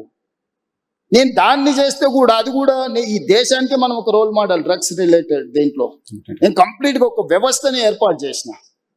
హైడ్రా అని ఒక వ్యవస్థను ఏర్పాటు చేసిన, ఈగల్ ఫోర్స్ అండ్ డ్రగ్స్ ని కంట్రోల్ చేయడానికి ఒక వ్యవస్థను ఏర్పాటు చేసిన, సైబర్ క్రైమ్ ని కంట్రోల్ చేయడానికి ఒక ఇన్స్టిట్యూషన్ ఏర్పాటు చేసిన. ఒకప్పుడు పోలీస్ డిపార్ట్మెంట్ లో vigilance and enforcement, ACB, octopus లేకపోతే గ్రే హ్యాండ్స్ ఆ రోజు ఉన్న సమస్యల్ని అడ్రస్ చేయడానికి వాళ్ళు చూసారు. ఈ రోజు నక్సలైట్ల కోసం గ్రే హ్యాండ్స్ పెట్టారు. ఈ రోజు నక్సలైట్లే లేరని అంటుంటే గ్రే హ్యాండ్స్ సంస్థను ఏం చేసుకుంటావు? ఓకే, కొన్ని సంస్థలు ఆ పర్పస్ సర్వ్ అయిన తర్వాత ఆ సంస్థల రిలవెన్స్ అనేది ఇర్రిలవెంట్ అవుద్ది. ఈ రోజు ఈ సమాజాన్ని ఇక్కడ ఉన్న వాళ్ళందరూ ఇక్కడనే చూస్తున్న వాళ్ళందరూ వాళ్ళకు ఒకరు లేక 2 పిల్లలు జీవితాంతం కష్టపడి వాళ్ళు స్ట్రక్చర్డ్ గా పైకి వచ్చిన తర్వాత వాళ్ళ 8th క్లాస్ చదువుకుంటున్న అమ్మాయి స్కూల్కి వెళ్ళి తెలియకుండానే గంజాయి చాక్లెట్లని తర్వాత ఎడిక్ట్ అయిపోయి తర్వాత కుటుంబం రూయిన్ అయిపోతుంటే ఆ తల్లిదండ్రుల బాధ ఎవడన్నా ఆలోచన చేసిండా? డెఫినెట్ గా చేయాల్సిందే సార్. మరి నేను దాన్ని ఆపితే నన్ను ఎందుకు విలన్ గా చూస్తారు? చూసినా సరే ఐ డోంట్ మైండ్. మీకు ఆ క్లారిటీ ఆఫ్ థాట్ ఉన్నప్పుడు ఇంకొకళ్ళ ఏదో అవసరం లేదేమో. డ్రగ్స్ విషయంలో మాత్రం డెఫినెట్ గా తెలంగాణ గవర్నమెంట్ చేస్తుంది. ఏది చేసినా నేను నా కోసం ఏం చేయట్లా. నాకు ఏది అవసరం లేదు నా లైఫ్ లో నేను చాలా కంఫర్ట్గా ఉన్నా. నాకు ఏం ఎక్స్ట్రా అవసరం లేదు. What ever I have achieved నాకు లైఫ్ లో 100/100 సాటిస్ఫాక్షన్ ఉంది. నాకు మిగిలిందల్లా నేను భవిష్యత్ తరాలకి ఏం చేయాలన్నదే నా పట్టుదల. 100 ఏళ్ళైనా అరే పలానోడు ఉన్నప్పుడు ఏదైనా కానీ చేసిందే, 100 సంవత్సరాలైనా డ్రగ్స్ రిలేటెడ్ ఇష్యూ వచ్చిందనుకో, చెరువులు కుంటలు లేకపోతే నదుల ఆక్రమణ జరిగినప్పుడు పలానోడు ఉండేనా. సర్ ఆర్థర్ కాటన్ గురించి ఎందుకు మాట్లాడుకుంటారు? ధవళేశ్వరం కట్టింది కాబట్టి ఇచ్చంపల్లి దగ్గర కట్టండి అని మనకు ఆ రోజే చెప్పిండా? సర్ ఆర్థర్ కాటన్ చెప్పింది వినకుండా మేము పొడుస్తామని మేడిగడ్డ చేస్తే ఏమైంది? మేడిపండులాకు కుప్పగూలిపోయింది. బుర్రు ఉండాలి కదా మనం చేసేటప్పుడు. సో మనం తెలుసుకోవాలి, మన పెద్దలు చెప్పింది వినాలి. ఈ రెండు లేకుండా మనం సగం జ్ఞానంతో చేస్తే సమస్యలు వస్తాయి. కొన్ని విధానాలు ఇంతకుముందు చెప్తున్నట్టుగా విజన్ డాక్యుమెంట్ గురించి చెప్తున్నారు. ఇంకొక పాయింట్ నేను ప్రధానంగా మీరు వచ్చిన తర్వాత నోటీస్ చేసింది, సన్న బియ్యం ఒకటి ఇస్తున్నారు, అప్రిషియేట్ చేయదగ్గ ఇష్యూ డెఫినెట్ గా. అందుబాటు మీరు ఇప్పుడు యంగ్ ఇండియా మోడల్ స్కూల్స్ అని పెడుతున్నారు. Young India model schools, integrated model schools పెడుతున్నారు కదా సార్. ఆల్రెడీ చాలా స్కూల్స్ ఉన్నాయి. స్కూల్స్ పెట్టాలంటే మీరు మెరిట్ చేయొచ్చు, ఒక దగ్గర పెట్టొచ్చు. స్కూల్స్ కట్టడం అనేది కార్యక్రమంగా ఎందుకు ఉండాల్సిన అవసరం ఉంది? స్కూల్ బిల్డింగ్స్ మళ్ళీ కట్టాల్సిన అవసరం ఎందుకు ఉంటుంది? ఎడ్యుకేషన్ సిస్టమ్ లో కదా చేంజెస్ కావాలి. నర్సింగ్ చాలా మంచి క్వశ్చన్ అడిగినావు. దాదాపుగా 6 లక్షల పైచలకి 7 లక్షల గ్రామాలు ఉన్నాయి భారతదేశంలో. స్వతంత్రం వచ్చినప్పుడు నిరక్షరాస్యతనే మనకు పెద్ద సమస్య. ఆ రోజు మొదటి ప్రధానమంత్రి 2 పాలసీలు తీసుకున్నారు. ఒకటి కరువు కాటకాలతోని ఆకలితోని దేశ ప్రజలు చచ్చిపోతుంటే బురద మట్టి దీని బతికే రోజులు స్వతంత్రం వచ్చినప్పుడు. చదువులేని నిరక్షరాస్యత ఉన్నప్పుడు మొదటి ప్రధానమంత్రి 2 పాలసీస్ తీసుకున్నాడు. ఒకటి ఎడ్యుకేషన్, 2 ఇరిగేషన్. ఎడ్యుకేషన్ ఆయన తీసుకున్నాడు కాబట్టి ఈరోజు దేశ స్థాయిలో ఉన్న పెద్ద ఇన్స్టిట్యూషన్స్, ఐఐటీలు, ఐఐఎంలు లేకపోతే ఈరోజు పెద్ద యూనివర్సిటీలు అన్నిటిని కూడా పండిత్ జవహర్లాల్ నెహ్రూ గారు ఎస్టాబ్లిష్ చేసిండ్రు. కాబట్టి ఈ దేశంలో చదువు వచ్చి ప్రపంచానికి మనం జ్ఞానాన్ని పంచగలుగుతున్నాం. రెండోది ఆయన ఇరిగేషన్ తీసుకోవడం అంటే ఈ రోజున్న నాగార్జున సాగర్, శ్రీశైలం, శ్రీరామ్ సాగర్ ఎవరు కట్టిండ్రు? పండిత్ జవహర్లాల్ నెహ్రూ కట్టిండు. కాలువలలో పూడికని కూడా మనం తీయలేకపోతున్నాము. బాక్రానంగాలు ఎవరు కట్టారు? భారతదేశంలో ఈ రోజు ఒకప్పుడు కరువుతో తినడానికి తిండి లేని క్రమంలో ఎసెన్షియల్ కమాడిటీ యాక్ట్ తీసుకొచ్చి ఎవడైతే అక్రమ నిల్వలు పండించిన పంటలు పెడితే వాడిని direct prevention of detention act కింద, పీడీ యాక్ట్ కింద పెట్టడానికి చట్టాలు తీసుకొచ్చారు. తీవ్రమైన నేరం. అక్కడి నుంచి ఈరోజు సర్ప్లస్ ప్రపంచ దేశానికి ఎగుమతి చేసి ఈరోజు మిగులు ఆహార పదార్థాలు అంటే ఇంకొక 10 సంవత్సరాలకు జరిపే ఆహారపు ధాన్యాలు నిల్వ మన దగ్గర ఉన్నాయి. ఈరోజు పండించిన పంట కొనడానికి కూడా ప్రభుత్వాలు ముందుకు రాలేనంత పంట ఈరోజు ఉత్పత్తి అవుతుంది. ఎక్కడి నుంచి వచ్చింది? ఈరోజు ప్రపంచ దేశాలకు మనం ఎక్స్పర్ట్స్ని ఎక్స్పోర్ట్ చేస్తున్నాం, లేకపోతే ఎక్స్పర్ట్స్ ఇతర దేశాలకు వెళ్ళి మనం చాలా రకాలుగా పనిచేస్తున్నాం, లేకపోతే ఇక్కడ ఉత్పత్తి చేసిన వాటిని ఎక్స్పోర్ట్ చేస్తున్నాం. అంటే ఎందుకు? ఆ ఎడ్యుకేషన్ ఫిలాసఫీని, పాలసీని first prime minister of India adopt చేసుకున్నాడు కాబట్టి, ఎడ్యుకేషన్ అండ్ ఇరిగేషన్ ఒక పాలసీ కింద తీసుకున్నాడు కాబట్టి ఫస్ట్ రిఫార్మ్స్ అక్కడ జరిగినాయి. సెకండ్ రిఫార్మ్స్ ఇందిరాగాంధీకి వచ్చినప్పుడు వెల్ఫేర్ అండ్ సోషల్ జస్టిస్ కింద కానీ రాజభరణాలు రద్దు చేయడం కానీ ఎస్సీ ఎస్టీ రిజర్వేషన్ నుంచి మొదలు పెడితే ప్రతి ఒక్కరికి ఆమె సెకండ్ రిఫార్మ్స్ లో అవి తీసుకొచ్చింది కాబట్టి థర్డ్ రిఫార్మ్స్ లో పివి నరసింహారావు గారు, మన్మోహన్ సింగ్ గారు లిబరలైజేషన్, ప్రైవేటైజేషన్, గ్లోబలైజేషన్ 3 స్టేజెస్ లో ఈ దేశాన్ని అభివృద్ధి పదం వైపు వాళ్ళు నడిపించారు. కాబట్టి ఈ రోజు పివి నరసింహారావు గారు, మన్మోహన్ సింగ్ గారు తీసుకున్న నీ విధానాల వల్ల ఇక్కడ నువ్వు పోతే మైక్రోసాఫ్టా, ఇన్ఫోసిస్, విప్రోనా, నువ్వు you name it any company, global fortune 500 companies ఈ రోజు హైదరాబాద్ కు రాగలిగినాయి. హైటెక్ సిటీ అనేది ఈ రోజు నువ్వు గొప్పగా చెప్పుకుంటున్నావు, కానీ అది ఎవరి ఆలోచన, ఎవరి విధానము? ఈ రోజు ఈ దేశంలో ఉన్న పాలసీస్ ని ఎవరు తీసుకొచ్చిండ్రు? అటువంటి పాలసీస్ తో పోలుస్తారా మీరు పెడుతున్న స్కూల్స్ ని? ఎస్, డెఫినెట్ గా. ఈ రోజు నేను చెప్పేది ఏంటంటే, ఆ రోజు రవాణా సౌకర్యాలు లేవు, గ్రామాలకు వెళ్ళలేని పరిస్థితి. ఏ ఊర్లో ఉన్న వాళ్ళు ఆ ఊర్లోనే ఉన్నప్పుడు ఆ తండకో, గూడానికో, మారుమూల పల్లెకో మనం విద్యను తీసుకెళ్ళాం. ప్రతి గ్రామంలో సింగిల్ టీచర్ స్కూల్ ఉండాలని, ప్రతి 2 కిలోమీటర్స్కి అప్పర్ ప్రైమరీ స్కూల్ ఉండాలని, ప్రతి 3 కిలోమీటర్స్కి ప్రైమరీ స్కూల్ ఉండాలని, అదేవిధంగా ప్రతి 5 కిలోమీటర్స్కి హై స్కూల్ ఉండాలని, ప్రతి 10 కిలోమీటర్స్కి హై స్కూల్ ఉండాలని, ప్రతి మండలంలో జూనియర్ కాలేజ్ ఉండాలని, ప్రతి నియోజకవర్గంలో డిగ్రీ కాలేజ్ ఉండాలని, ప్రతి రెవెన్యూ డివిజన్లో ఇంజనీరింగ్ కాలేజ్ ఉండాలని, ప్రతి డిస్టిక్లో మెడికల్ కాలేజ్ ఉండాలి. ఇది ఎడ్యుకేషన్ సిస్టమ్ ఇన్ తెలంగాణ లేకపోతే దేశం అని స్ట్రక్చర్డ్గా యూనివర్సిటీ నుంచి కేజీ టు పీజీ అంటారు కదా, స్లోగన్ బాగుంది. కేజీ టు పీజీ అనేది పీజీ నుంచి కేజీ వరకు స్ట్రక్చర్ ఎవరు చేసిండ్రు? కాంగ్రెస్ పార్టీ చేసింది. ఫిలాసఫీని ఆ రోజు అడాప్ట్ చేసుకున్నారు. ఇప్పుడు మారింది. 27,000 స్కూల్స్ ఉన్నాయి గవర్నమెంట్. 1,05,000 మంది టీచర్లు ఉన్నారు నా దగ్గర, కానీ 19 లక్షల మంది మాత్రమే స్టూడెంట్స్ ఉన్నారు. కానీ ప్రైవేట్ లో 12,000 స్కూళ్ళు ఉంటే 38 లక్షల పిల్లలు ఉన్నారు. నేను మిమ్మల్ని అడుగుతున్నా నర్సింగ్, నా దగ్గర ఉన్న వాళ్ళు BA BEd minimum qualification teacher 1,05,000 మంది ఉన్నారు. గవర్నమెంట్ ఆఫ్ ఇండియా రేషియో 30 మంది విద్యార్థులకు ఒక టీచర్ ఉండాలి. కానీ తెలంగాణలో ఎంత ఉందో తెలుసా? 18 మంది విద్యార్థులకు ఒక టీచర్ ఉంది. భారతదేశంలో ఎక్కడా లేరు. 27,000 స్కూళ్ళు ఉంటే, ఇంతమంది టీచర్లు ఉంటే, 19 లక్షల మంది పిల్లలు నా దగ్గర చదువుకుంటే, 12,000 స్కూళ్ళు ఉన్న ప్రైవేట్ పాఠశాలలు 38 లక్షల మంది పిల్లలకు చదువు చెప్తున్నాయి. ఎక్కడనో ప్రభుత్వ వైఫల్యం ఉన్నట్టే కదా. మరి దాన్ని కరెక్షన్ చేయాల్సిన బాధ్యత ఉంది కదా. కరెక్షన్ చేయటంలో ఆ correction next I'm coming to next point. మీరేం చేసిండ్రు? గత పాలకులు ఎవరైనా తెలంగాణ వచ్చిన తర్వాత తీసుకున్న నిర్ణయాలు కూడా, ఎస్సీలకు ఒక సపరేట్ స్కూల్ కట్టిండు, ఎస్టీలకు ఒక సపరేట్ స్కూల్ కట్టిండు, బీసీలకు ఒకటి కట్టిండు, మైనారిటీలకు ఒకటి కట్టిండు, అప్పర్ కాస్ట్ వాళ్ళకు ఒకటి కట్టిండు. కుల వివక్ష పోవాలి, కుల నిర్మూలన జరగాలని నువ్వే చెప్తున్నావు. 1,000 కోట్లు ఖర్చు పెడుతున్నావు. నువ్వే SC school separate, ST school separate, BC school separate, minority school separate, upper caste వాళ్ళకి సపరేట్ కట్టిన తర్వాత కుల వ్యవస్థను నువ్వు ప్రోత్సహిస్తున్నావా, నువ్వు తొలగిస్తున్నావా? కుల వ్యవస్థను తొలగించాలన్నప్పుడు మనందరం కలిసి ఉండాలి. మనందరం కలిసి ఉండాల్సిన పరిస్థితులు ప్రభుత్వం కల్పించాలి. వీళ్ళు ఎస్సీ కాలనీ ఊర్లో సపరేట్ కట్టి, ఎస్టీ కాలనీ సపరేట్ కట్టినాక వాళ్ళ మనోభావం ఎట్లుంటుంది? అరే మేము ఎస్సీలం కాబట్టి మమ్మల్ని ఊరు బయట కట్టిండ్రు అంటున్నారు. రెండే వర్గాలు, పేదోడు, ధనవంతుడు. I'm doing social engineering. ఈ రోజు నేను ప్రతి నియోజకవర్గంలో ఇచ్చిన యంగ్ ఇంటిగ్రేటెడ్ స్కూల్లో 500 మంది ఎస్సీలు ఉంటారు, 500 మంది ఎస్టీలు ఉంటారు, 500 మంది బీసీలు ఉంటారు, 500 మంది మైనారిటీలు ఉంటారు, 500 మంది అప్పర్ కాస్ట్ ఉంటారు. ఈ సమూహమే young India integrated school. 2,500 students in one campus, 25 acres area, 6 lakhs square feet and spending 200 crores on each school. 100 స్కూళ్ళ మీద 20,000 కోట్లు ఖర్చు పెట్టి, ఈ రోజు మీరు మార్కెట్లో చెప్పుకుంటున్న కార్పొరేట్ స్కూల్స్ ఉన్నాయి కదా, నెక్స్ట్ డిసెంబర్ తర్వాత, అంటే వచ్చే సంవత్సరం ఈ 27 డిసెంబర్ తర్వాత ఈడున్న వాళ్ళని కాదు, ఈ దేశంలో ఉన్న వాళ్ళందరూ నేను కట్టే యంగ్ ఇండియా ఇంటిగ్రేటెడ్ స్కూల్స్కు తీసుకెళ్తా. నర్సరీ టు 12th క్లాస్ వరకు నేను అందించే ఎడ్యుకేషన్. నేను బ్రేక్ఫాస్ట్ ఇవ్వబోతున్నా, లంచ్ ఇవ్వబోతున్నా, ఈవినింగ్ స్నాక్స్ ఇవ్వబోతున్నా. రెసిడెన్షియల్ స్కూళ్ళ వల్ల ప్రమాదం ఒకటి తెలుసా నర్సింగ్? ఒకప్పుడు ఒక కుటుంబం 5-6 మంది పిల్లలు ఉండేది. 2 పిల్లలు చదువుకోవడానికి పోయినా 2 తల్లిదండ్రుల దగ్గర ఉండేది. ఇప్పుడు 1 లేక 2 పిల్లలు ఉంటే ఆ పిల్లల్ని హాస్టల్లో వేస్తే భార్య భర్తల మధ్యలో పొంతన ఉండట్లేదు, పిల్లలకు దూరం ఉంటారు.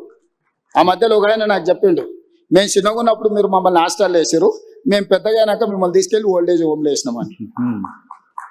ఎక్కడుంది ఒక హ్యుమానిటీ, ఒక హ్యూమన్ కనెక్షన్ ఎక్కడుంది? మానవ సంబంధాలు తెగిపోతున్నాయి, మానవ విలువలు పడిపోతున్నాయి. దీన్ని రిస్టోర్ చేయాల్సిన బాధ్యత పాలకుడిగా నా మీద లేదా? నేను గ్రామాలలో చూసిన భార్యాభర్తలకు పిల్లలు స్ట్రెస్ బస్టర్స్. మన కోపం వచ్చినా, బాధ వచ్చినా పిల్లలు కళ్ళ ముందు ఉంటే ఒక ధైర్యం. ఆ పిల్లలే లేరు అనుకో, ఆ కోపం భార్య మీద చూపిస్తాం, భార్యకు వచ్చిన చికాకు భర్త మీద చూపిస్తాం, చివరికి వాళ్ళిద్దరు విడిపోయే పరిస్థితి ఉంది. సో ఈ మోడల్ స్కూల్ ఎంత ఉందా? ఇది Definitely గా. భార్య భర్తల మధ్య గొడవలు ఆపడం. సీరియస్ గా నేను సోషల్ కాన్సిక్వెన్సెస్ చెప్తున్నా నర్సింగ్. నేను గ్రామం నుంచి వచ్చిన, నాకు తెలుసు. నా దగ్గరికి ఎంతమంది పాలసీ డిజైన్ సో చేసేటప్పుడు ఇప్పుడు బుర్రలేని వాళ్ళకు టెండర్ పిలిచే 200 రూపాయల కాంట్రాక్టే కనిపిస్తాయి. ఎందుకంటే వాళ్ళకు కమిషన్లే కనిపిస్తుంటాయి. అందులో 20,000 కోట్లు పిలిచిందంటే 10% తీసుకున్నా కూడా 2,000 వేసేసినట్టే ఉండాలి. అది దొంగల బుద్ధి. అదే బిల్డింగ్స్ అవసరం ఏంటంటే పాయింట్ చాలా మంది raise నర్సింగ్ చేస్తారు. ఇప్పుడు Policy okay. సైబర్ క్రైమ్ ఒకటి ఉండనుకో, మనకి యాక్సెస్ దొరకగానే ఈ ఖాతాలో ఎంత ఉంది, ఎంత కొట్టేయచ్చు అని వాళ్ళు లెక్కలు వేసుకుంటాడు. గంజాయి అమ్ముకునేటోడు కాలేజీలో 5,000 మంది పిల్లలు ఉంటే 5,000 మంది ఉంటే 2,000 మందికి అలవాటు చేస్తే ఇంత బిజినెస్ చేయొచ్చు అని వాడు అనుకుంటాడు. బ్లాక్ లో టికెట్లు అమ్ముకునేటోడు సినిమా థియేటర్ దగ్గర ఎక్కువ జనాలు కనిపిస్తే ఒక 100 టికెట్లు బ్లాక్ లో అమ్ముకుంటే చేయొచ్చు ఈ రోజు మంచి బిజినెస్ అని వాడు అనుకుంటాడు. టెండర్లు ఇచ్చి కమిషన్లు కొట్టేస్తాడు, దాని వాల్యూ చేసేసి లెక్క కట్టేసి వాడు కమిషన్లు వెనక్కి లెక్కేస్తాడు. నర్సింగ్ రేవంత్ రెడ్డి దగ్గరకు వచ్చి నీకు ఇది ఇస్తే ఈ పని చేయని అడిగే ధైర్యం ఇంతవరకు ఎవరు చేయలే, ఎవరు లోపలికి కూడా రాలే. ఓకే ఓకే, మీరు ఎడ్యుకేషన్ శాఖను కూడా మీ దగ్గర పెట్టుకోవడం వెనక రీజన్ ఇదేనా?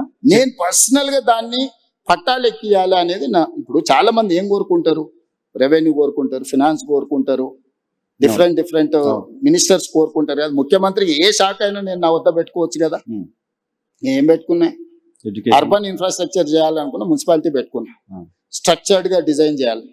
ఎడ్యుకేషన్, ఈ సమాజాన్ని పునర్నిర్మించాలనే కోరిక నాకు ఉంది. దీన్ని ఎవరి దగ్గర పెట్టినా కూడా అది నేను అనుకున్న లక్ష్యం దిశగా పోతుందో పోదో అని నా దగ్గర పెట్టుకున్నా. ఈ రెండిట్లల్లా నేను రోజుకు 18 గంటలు రివ్యూలు చేస్తున్నాను. ఆఫీసర్లు అని అడుగు, చచ్చిపోతున్నారు ఆఫీసర్లు. సార్ మేము అంతకుముందు 3 నెలలకు ఒకసారి అట్లా కనిపిస్తే సార్ చెప్పేది 3 గంటలు వింటే మా పని హ్యాపీగా ఉండే సార్, మేము చెప్పాల్సిన అవసరమే లేదు. ఇప్పుడు నువ్వు పిలుస్తున్నావు అంటే మొత్తం తిరిగేసి చదవాల్సి వస్తుంది సార్ అని. సో ఇది డిఫరెన్స్. మీరు మాట్లాడుతుంది చూస్తే అర్థమవుతుంది. ప్రతి ప్రశ్నకి కనీసం 10 నిమిషాలు మాట్లాడుతున్నారు. నాకు టైం 1 అవరే ఉంది. సో ఇంకా చాలా క్వశ్చన్స్ అడగాల్సి ఉన్నాయి. సో మీరు 18 గంటలు రివ్యూ నిర్మిస్తాను ముందుకు వచ్చినప్పుడు నిర్మాణంలో నువ్వు కూడా భాగస్వామి కావాలి. 18 గంటలు రివ్యూ చేస్తున్నారు కాబట్టి అంత నాలెడ్జ్ ఉంటుంది డెఫినెట్ గా మీకు. రైట్, చాలా క్వశ్చన్స్ ఉన్నాయి sir. Drug free Telangana okay మాట్లాడుకున్నాం. మీరు నాకు తెలిసి కాంగ్రెస్ పార్టీ అధిష్టానానికి సంబంధించిన ఒక నాయకుడిని అన్న అని పిలిచేంత చనువు నాకు తెలిసి తెలుగు రాష్ట్రాల కాంగ్రెస్ నాయకులకి ఎవరికి ఉన్నట్లేదు. రాహుల్ గాంధీని జస్ట్ మేమంతా జర్నలిస్ట్ చాలా మంది అన్న అని పిలిచినట్టుగా మీరు రాహుల్ గాంధీని అన్న అని పిలుచుకుంటూ తిరుగుతారు. అంత క్లోజ్నెస్ ఎలా వచ్చింది రాహుల్ గాంధీకి? ఇప్పుడు గాంధీ ఫ్యామిలీకి ఈ దేశం పట్ల విశ్వాసం ఇక్కడ దండం పెట్టుకుంటూ అట్లా వాళ్ళకు ఉంటది. దానికి అనుకూలంగా పనిచేసేటోళ్ళని వాళ్ళు ఫ్యామిలీ మెంబర్స్ లాగా ట్రీట్ చేస్తారు. నాకు రాహుల్ గాంధీ గారి దగ్గర, ప్రియాంక గాంధీ గారైనా, సోనియా గాంధీ గారి దగ్గర అయినా నాకు చాలా ఇంటిమసీ. అంటే నేను నా లైన్ ఎప్పుడు క్రాస్ కాను. కాకపోతే నాకు కంఫర్ట్ ఉంది. నేను ఏమనుకున్నా నేను చెప్పగలను. వాళ్ళకి ఏమనిపించినా వాళ్ళు నాకు కంఫర్ట్ ఇస్తారు. నేను ఫోన్ లేదు నీకు చూపిస్తే ఇప్పుడు ఒక టెక్స్ట్ పెట్టండి, ఇక్కడ లోకల్ గా ఏదో కేసు అయిందంట Revanth, why don't you see that case అని. అంటే తెలంగాణలో జరిగే చిన్న సంఘటన కూడా రాహుల్ గాంధీ గారు ముఖ్యమంత్రి గారికి అదేదో చూడు అని అడ్వైజ్ చేసేంత మా కమ్యూనికేషన్ ఉంది. సో గాంధీ కుటుంబంలో కాంగ్రెస్ పాలిటిక్స్ గట్టిగా ఒక 1 decade కూడా కాలం మీరు కాంగ్రెస్ పార్టీలో 2017 కదా, 17 ఈ 9 years లో ఎలా తెలుసుకోగలిగారు అది? అదే చెప్తున్నా నర్సింగ్. నేను 2007లో టీడీపీలో జాయిన్ అయినా, 2017లో బయటకు వచ్చిన 10 సంవత్సరాలే కదా. ఈ రోజుకైనా చంద్రబాబు నాయుడు గారు ఆయన దగ్గర ఉన్న సొంత నాయకుల కంటే కూడా నన్ను గౌరవిస్తాడా లేదా? వెళ్ళిపోయినాక కూడా ఎందుకు? నార్మల్ గా వెళ్ళిపోయిన తర్వాత ఒక పార్టీని వదిలి ఇంకో పార్టీలకు పోయినా, ఒక నాయకుడిని వదిలి ఇంకొక నాయకుడి దగ్గరికి పోయినా వాళ్ళ మధ్యలో సత్సంబంధాలు ఉండంగా ఎప్పుడైనా చూసినాం ఈ దేశ రాజకీయాలలో? ఎక్కడైనా కానీ చంద్రబాబు నాయుడు గారికి నేను ఎదురుపడ్డప్పుడు ఆయన కళ్ళల్లో ఏం కనిపిస్తుంది ఒకసారి చూడు. డెఫినెట్ గా ప్రేమ చూస్తారు. నా పట్ల గౌరవం, ప్రేమ అనేది ఉంది కదా. That is what my conviction. నేను ఒక నాయకుడితో పనిచేస్తే 100% ఆ నాయకుడితో నిలబడతా. నేను పార్టీని వదిలే రోజు కూడా ఇక్కడ చెప్పలే, విజయవాడకు పోయి చంద్రబాబు నాయుడు గారిని కలిసి, సార్ నాకున్న పరిస్థితి ఇది, మీ వల్ల నాకు పార్టీ వల్ల అన్ని రకాల ఉపయోగము ప్రయోజనం జరిగింది, కానీ నేను అనుకుంటున్న పర్పస్ కానీ ప్రజలు కోరుకుంటున్న లక్ష్యం కానీ ఇక్కడ ఉంటే కుదరదు, కాబట్టి నేను ప్రత్యామ్నాయంగా నేను వెళ్తున్నా అని చెప్పి నేను అక్కడి నుంచి వచ్చిన. నేను ఎప్పుడు కూడా నా రిలేషన్ని నేను స్ట్రెయిన్ చేసుకోలేదు. నా లీడర్కి నేను అబద్ధం చెప్పలే. ఏదున్నా ఉన్నది ఉన్నట్టు మాట్లాడమే నా స్ట్రెంగ్త్. కాదు సార్, రాహుల్ గాంధీ గారికి మీరు గోల్ పెట్టుకున్నారు, నాతో 2006-7 ప్రాంతంలో నేను ముఖ్యమంత్రి అవుతా అని చెప్పారు. నాతో పాటు చాలా మంది జర్నలిస్ట్ ఫ్రెండ్స్ చెప్పారు. కొంతమందిని మా వాళ్ళని మంత్రులను కూడా చేస్తామని చెప్పారు. మంత్రులు చేయలేదు కానీ చాలా మంది మా జర్నలిస్ట్ ఫ్రెండ్స్కి అవకాశాలు కల్పించారు. Thank you. సో మీరు రాహుల్ గాంధీ గారికి చెప్పొచ్చు కదా, ఆయన కూడా గోల్ పెట్టుకుని నేను ప్రధానమంత్రి కావాలని గోల్ ఉందా అసలు ఆయనకి? గోల్ పెట్టుకున్నారా? దానికోసం పని చేస్తారా? రాహుల్ గాంధీ గారికి చాలా సార్లు చెప్తున్నా, కాంగ్రెస్ ని అధికారంలోకి తేవాలనే గోల్ ఉంది ఆయన, కానీ ఆయన ప్రధానమంత్రి కావాలనే దాని మీద ఆయన కోరిక లేదు. గోల్ ఉంటేనే కదా దానికోసం నేను చాలా సార్లు మొన్న మా చింతన్ శిబిర్ ఇక్కడ రాజ్ ఠాకూర్ జిల్లా ప్రెసిడెంట్ ఉన్నాడు కదా, మొన్న మా చింతన్ శిబిర్ జిల్లా అధ్యక్షుల ట్రైనింగ్ జరిగింది ఆంధ్రప్రదేశ్ తెలంగాణ వికారాబాద్ లో. నేను లోపల ఏం మాట్లాడినో ఎవరైనా వినుంటారు, నువ్వు అడుగు అంటే నాకు ఆయనకు జరిగిన డిస్కషన్ థాట్ లోపల ఉన్నప్పుడు కదా దానికోసం చెప్పించి ఒప్పించిన. మొదటిసారి రాహుల్ గాంధీ వచ్చేసారి నేను ప్రధానమంత్రి పదవికి పోటీ పడతాను, నేను బాధ్యత తీసుకుంటా అని చెప్పి మొదటిసారి రాహుల్ గాంధీ గారిని అధికారికంగా ఎస్ అని నేనే అనిపించిన. ఓకే, నేను చెప్పిన క్లియర్ గా ప్రజలు ఇప్పుడు జెన్జీ ఇప్పుడున్న జనరేషన్, నేను ఆయనకు చెప్తా ఆయన నీకు చేస్తాడంటే ఎవరు నమ్మడం లేదు, వినడం లేదు. నువ్వేం చేస్తావో, నీ కమిట్మెంట్ ఏంది, నువ్వేం చేయదలుచుకుంటూ నువ్వు డైరెక్ట్ గా చెప్పమంటున్నావు. ఇప్పుడున్న పాలిటిక్స్ ను నేను స్విగ్గీతో పోలుస్తాను. ఇప్పుడు జనాలు విత్ ఇన్ మినిట్స్ డెలివరీ కావాలని కోరుకుంటున్నారు. పొద్దున ఆర్డర్ ఇస్తే రాత్రికి వచ్చే దాని మీద లేరు జనాలు, కావాలి కొత్త ఆర్డర్ రెడీగా ఉంటారు. సో స్విగ్గీ పాలిటిక్స్ లో ఈ రోజు నువ్వు ఎట్లా పర్ఫామ్ చేస్తావు అనే దాని మీదనే ఆధారపడి ఉంటుంది. సో రేపు వచ్చే ఎన్నికల్లో రాహుల్ గాంధీ ప్రధానమంత్రి అభ్యర్థి ఇండియా కూటమి నుంచి. మొదట కాంగ్రెస్ పార్టీ నిర్ణయించుకుంటుంది, ప్రకటిస్తుంది, తర్వాత ఇండియా కూటమిని కన్విన్స్ చేస్తాం. ఇండియా కూటమిలో ఉన్న మిత్రులు నాకు చాలా మంది మిత్రులే, వాళ్ళందరితో నేను కూర్చోబెట్టి మాట్లాడి సంవత్సరం ముందే అధికారికంగా రాహుల్ గాంధీ గారు రేపు జరగబోయే ఎన్నికల్లో ప్రధానమంత్రి అభ్యర్థి రాహుల్ గాంధీ గారికి ఓటేయండి, దేశానికి ప్రధానమంత్రి అవుతాడు, రైతుల కోసం ఏం చేస్తాడు, మహిళల కోసం ఏం చేస్తాడు, విద్యార్థుల కోసం ఏం చేస్తాడు, నిరుద్యోగ యువకుల కోసం ఏం చేస్తాడు, పరిశ్రమల కోసం ఏం చేస్తాడు, అదే విధంగా కాస్ట్ సెన్సస్ విషయంలో ఏం చేస్తాడు, లేకపోతే ఉన్న అదర్ సోషల్ ఇష్యూస్ మీద ఏం చేస్తాడు, ఒక పాలసీ డాక్యుమెంట్ తీసుకొచ్చి ప్రజల ముందు పెట్టి ప్రజల్ని మ్యాండేట్ కోరుతాం. ఓకే సార్, మీరు ఇప్పుడు ఆంధ్రప్రదేశ్లో కాంగ్రెస్ పార్టీ చివరి ముఖ్యమంత్రి, తెలంగాణ వచ్చిన తర్వాత మీరు మొదటి ముఖ్యమంత్రి. కాంగ్రెస్ పార్టీ ముఖ్యమంత్రులకి ఎవరికి లేని ఒక ప్రివిలేజ్ కనపడుతుంది. మీరు సౌత్ ఇండియాలో కాంగ్రెస్ పార్టీకి సంబంధించిన ఫేస్ గా కనపడుతున్నారు. కేరళ ఎలక్షన్ లో క్యాంపెయిన్ చేయడం కావచ్చు, తమిళనాడు వెళ్ళి అక్కడ మీటింగ్స్ అటెండ్ చేయడం కావచ్చు. సో సిద్ధరామయ్య కంటే కూడా సౌత్ ఇండియాలో ఉన్న కాంగ్రెస్ ముఖ్యమంత్రులు మీరు ఎక్కువ పాపులర్ గా కనపడుతున్నారు. సో సౌత్ ఫేస్ గా రేవంత్ ఎమర్జ్ అవడం వెనక రీజన్ ఏంటి? నేషనల్ పాలిటిక్స్ ఇంకేదన్నా మీరు సీఎం కావాలని గోల్ అయిపోయింది, వేరే గోల్ ఏమైనా పెట్టుకున్నారా? లేదు నర్సింగ్, నేను 10 years 2034 వరకు ఏ గోల్ లేదు. 1994లో 2 సార్లు తెలుగుదేశం పార్టీకి అధికారం ఇచ్చారు, 2004 నుంచి 2 సార్లు కాంగ్రెస్ పార్టీకి అధికారం ఇచ్చారు, 2014 నుంచి 2 సార్లు బీఆర్ఎస్ కి అధికారం ఇచ్చారు, 2024 నుంచి 2 సార్లు నాకు అధికారం ఇస్తారు ప్రజలు. నాకు స్పష్టత ఉంది. 2034 వరకు ఇక్కడనే ఉంటా, ఈ ప్రజల కోసమే పనిచేస్తా. $1 trillion ఎకానమీని అక్కడికి తీసుకెళ్లి 2047కి $3 trillion ఎకానమీ ఏదైతే మన నరేంద్ర మోడీ గారి ముందు స్పష్టంగా చెప్పినాం, భారతదేశం $30 trillion ఎకానమీ ఏదైతే వికసిత్ భారత్ 2047 లక్ష్యంగా పెట్టుకున్నారో, ఈ రోజు మనము 3% లోపల జనాభా ఉంటే 5% జీడిపి కంట్రిబ్యూట్ చేస్తున్నాం.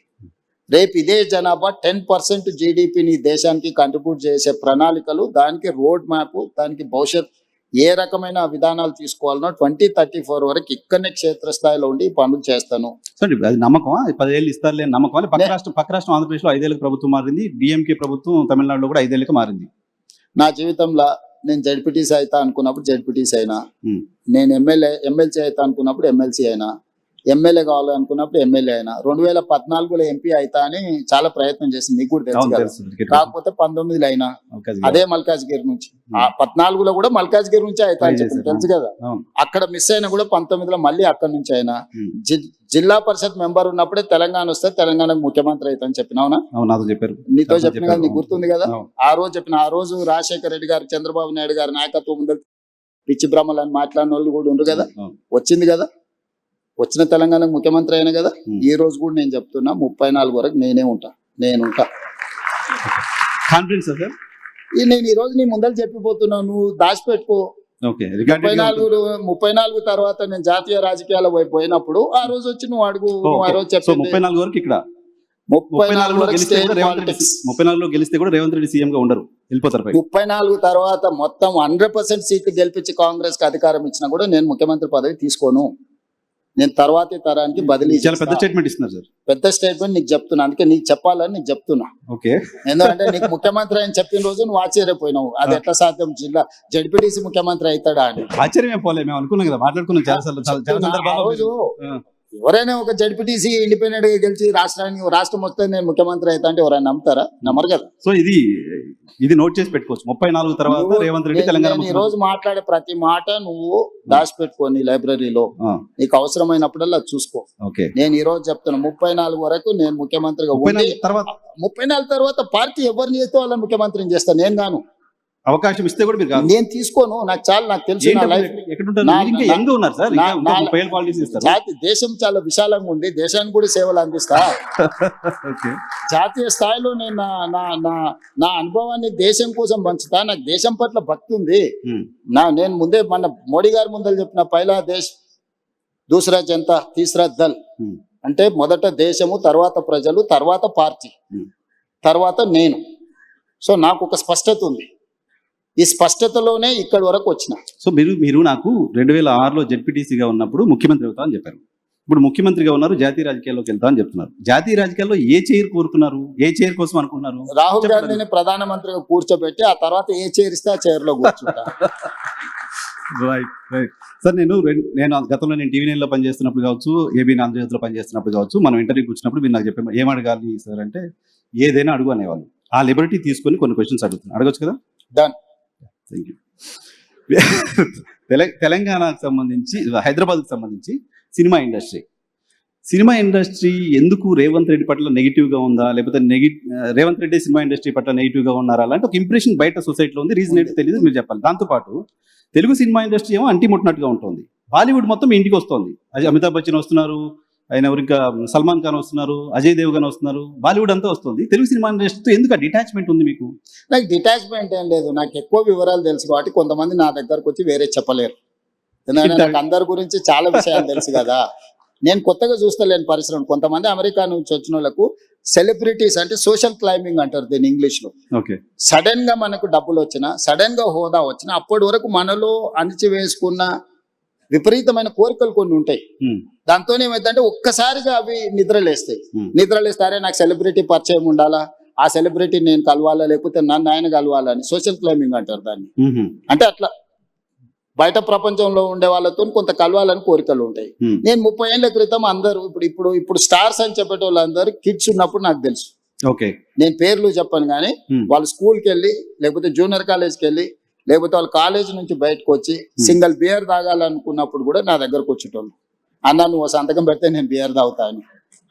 సింగిల్ బీర్ తాగడానికి మీరు వచ్చారు, మీ దగ్గరికి వచ్చారు. ముఖ్యమంత్రి అయిన తర్వాత మీ దగ్గర రావడానికి అదే భయపడతారు. చెప్తున్నా, అన్ని చూసిన తర్వాత నాకు వచ్చి కొత్తగా చెప్పలేరు కదా నర్సింగ్. ఓకే. సో అందుకోసమని నేను ఏ పరిశ్రమతోనైనా, ధూల్పేట్ల గుడంబ అమ్ముకున్న వాళ్ళతోని నేను అంతే రిలేషన్ మెయింటైన్ చేస్తా. Top of the top star వచ్చినా కూడా నేను అట్లనే ఉంటా. Wipro, Microsoft or any other company CEO వచ్చినా నేను అంతనే ఉంటా. అమెరికన్ అంబాసిడర్ వచ్చినా కూడా నేను అదే విధంగా ఉంటాను. నువ్వు నా బిహేవియర్ చూడు, నువ్వు యావరేజ్ లీడర్తోనున్నా, ప్రధానమంత్రితోనున్నా నేను వంగి నమస్కారాలు పెట్టుడు, అతి వినయాలు చేసుడు, లేకపోతే టూ మచ్ ఏదో ఇంప్రెస్ చేసేసి ఏదో నటించేద్దామని నా బ్లడ్లోనే లేదు. నేను ఉన్నది ఉన్నట్టు ఉంటా, వచ్చేది వస్తుంది, పోయేది పోతుంది. ఇట్లుంటేనే ముఖ్యమంత్రి అయినా. ఇంకా కొత్తగా ఏంది నేను చేసేది? ఏం పని ఉంది నాకు? ఇప్పుడు ప్రతి ఒక్కరికి లైఫ్ లో సక్సెస్ కు ఒక ఫార్ములా ఉంటుంది. నువ్వు యాజ్ జర్నలిస్ట్ నువ్వు సక్సెస్ అయినావు అంటే నీకు ఒక ఫార్ములా ఉంటుంది, లేకపోతే ఒక వర్కింగ్ స్టైల్ ఉంటుంది. ఇంకొక లీడర్కి ఇంకొక లాగా ఉంటుంది, ఇంకొక సెలబ్రిటీకి ఇంకొక లాగా ఉంటుంది. నాకు నా లైఫ్ ఇట్లనే గౌరవాన్ని తెచ్చిపెట్టింది, హోదాని తెచ్చిపెట్టింది, ఈరోజు గుర్తింపు వచ్చింది. సో నా లైఫ్ అనేది ఇట్లనే ఉంటుంది నాసి. ఇందులో నేను అనేది టాలీవుడ్, బాలీవుడ్ కాదు, హాలీవుడ్ కూడా హైదరాబాద్లో షూటింగ్ జరగాలి, ఇండస్ట్రీని ఆ విధంగా తీసుకెళ్లాలని ప్రయత్నం చేస్తున్నా. అందుకే ఈరోజు నెట్ఫ్లిక్స్ కానీ వీటన్నిటిని కూడా మనం ఇక్కడికి తీసుకొచ్చినాం. సో నేను ఇండస్ట్రీకి ఒక హబ్ లాగా క్రియేట్ చేయదలుచుకున్నా. ప్రపంచంలో ఉండే సినిమా ఇండస్ట్రీ హైదరాబాద్లో ఉండాలనేది నా కోరిక. నేను అందుకే ఆ విధమైన ప్రణాళికలు వేస్తున్నా. సో నేను ఇండివిజువల్స్ని టూ మచ్గా ప్లీజింగ్ చేసే పనిలో నేను ఉండను. నేను నా 18 గంటలు నేను పనిచేయాలి. నా పనిలో ఈ రోజు ఎవరు అవసరం, ఎవరిని కలవాలి, ఎవరి వల్ల రాష్ట్రానికి ప్రయోజనం ఉంటే నేను వాళ్ళ కోసం టైం స్పెండ్ చేస్తా. ఓకే, మీరు ముఖ్యమంత్రి కావడం కోసం బయట కాంగ్రెస్ పార్టీ మెస్సిన్ కూడా తెచ్చిన మీకు తెలుసు కదా, మెస్సీని పిల్లలకు ఒక స్ఫూర్తి అయిన మెస్సిన్ తెస్తే కూడా తప్పు పట్టిరా.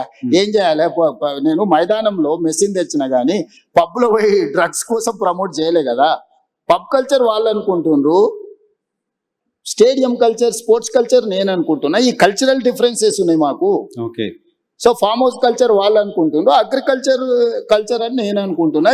ఈ కల్చరల్ డిఫరెన్సెస్ ఉన్నాయి. What should I do? Okay, okay. మీరు ముఖ్యమంత్రి కావడం కోసం చాలా మంది కాంగ్రెస్ పార్టీ కార్యకర్తల కష్టం, మీ కష్టం, మీరు చాలా ఫేస్ చేశారు, అంత ఓకే. వీటన్నిటితో పాటు మీకోసం కష్టపడ్డ మీ సతీమణి గారు ఉన్నారు, అటు కూడా చాలా కష్టపడ్డారు కదా. లాస్ట్ 4-5 years అయితే చాలా కష్టపడ్డారు, తెలుసు మాకు. సో మహిళా రిజర్వేషన్ బిల్లుని కాంగ్రెస్ పార్టీ పార్లమెంట్లో వ్యతిరేకంగా ఓటేసిన సందర్భంగా భారతీయ జనతా పార్టీ మోడీ గారు చెప్పారు, కాంగ్రెస్ నాయకుల్ని ఇంట్లో మీ భార్యలు అడగండి ఎందుకు వ్యతిరేకంగా ఓటేసావని. అడిగారా మీ సతీమణి ఏమన్నా? ఇప్పుడు మోడీ గారైనా భారతీయ జనతా పార్టీలో అయినా మహిళా రిజర్వేషన్ ముసుగు తొడుక్కొని దక్షిణ భారతదేశాన్ని హత్య చేయాలనే ప్రయత్నం చేశారు. ఆ హత్యాయత్నాన్ని నేను అడ్డుకున్నా. మహిళా రిజర్వేషన్ కానీ నియోజకవర్గాల పునర్విభజనకు ఎలాంటి సంబంధం లేదు. పార్లమెంట్ పెట్టిన బిల్లు సీట్ల పెంపకం అనేదే బిగ్గెస్ట్ సమస్య. సీట్ల పెంపకానికి వాళ్ళు ఎన్నుకున్న విధానాన్ని మాత్రమే మేము వ్యతిరేకించినాం. మహిళా రిజర్వేషన్ 2023లోనే పార్లమెంట్లో బిల్లు వచ్చింది. 100% రాజకీయ పార్టీలు అన్ని మద్దతు ఇచ్చినాయి, అమలు చేయమని.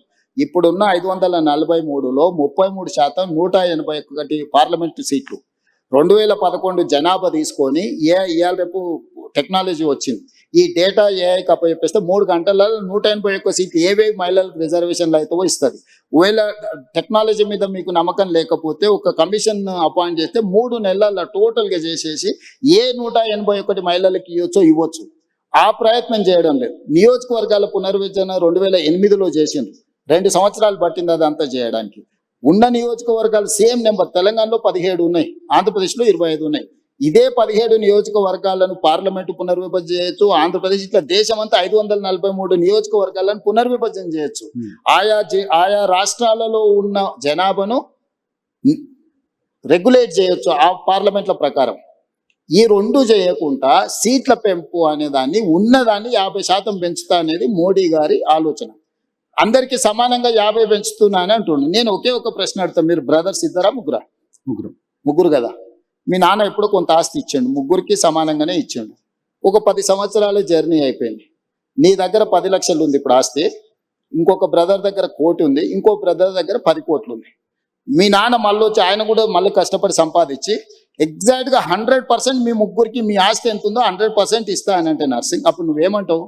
నీకు 10 లక్షలకు 10 లక్షలు వస్తుంది, మీ పెద్దన్నకు 10 కోట్లకు 10 కోట్లు వస్తుంది, మీ మధ్యన్నకు 1 కోటికి 1 కోటి వస్తుంది. అప్పుడు నీకు నీ పెద్దన్నకు ఎంత తేడా ఉంది? పర్సంటేజ్ మీ నాన్న చెప్పింది ముగ్గురికి సమానంగా ఇస్తున్నా, 100% ఇస్తున్నా అని చెప్తుండు. పర్సంటేజ్ చూస్తే రాజ్ ఠాకూర్ అని ఇంకోరైనా జడ్జి ఎవరైనా సామరాము అన్న కరెక్టే కదా. నర్సింగ్ 100% వచ్చింది, వాళ్ళు ఇంకో అన్నకు 100% వచ్చింది, వాళ్ళ పెద్ద అన్నకు 100% వచ్చింది.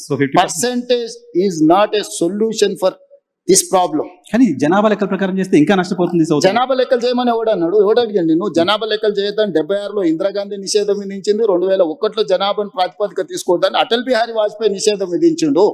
ఇందిరాగాంధీ 1976లో గుర్తించింది, జనాభా ప్రాతిపదికం చేస్తే దక్షిణ భారతదేశానికి నష్టం జరుగుద్ది అని.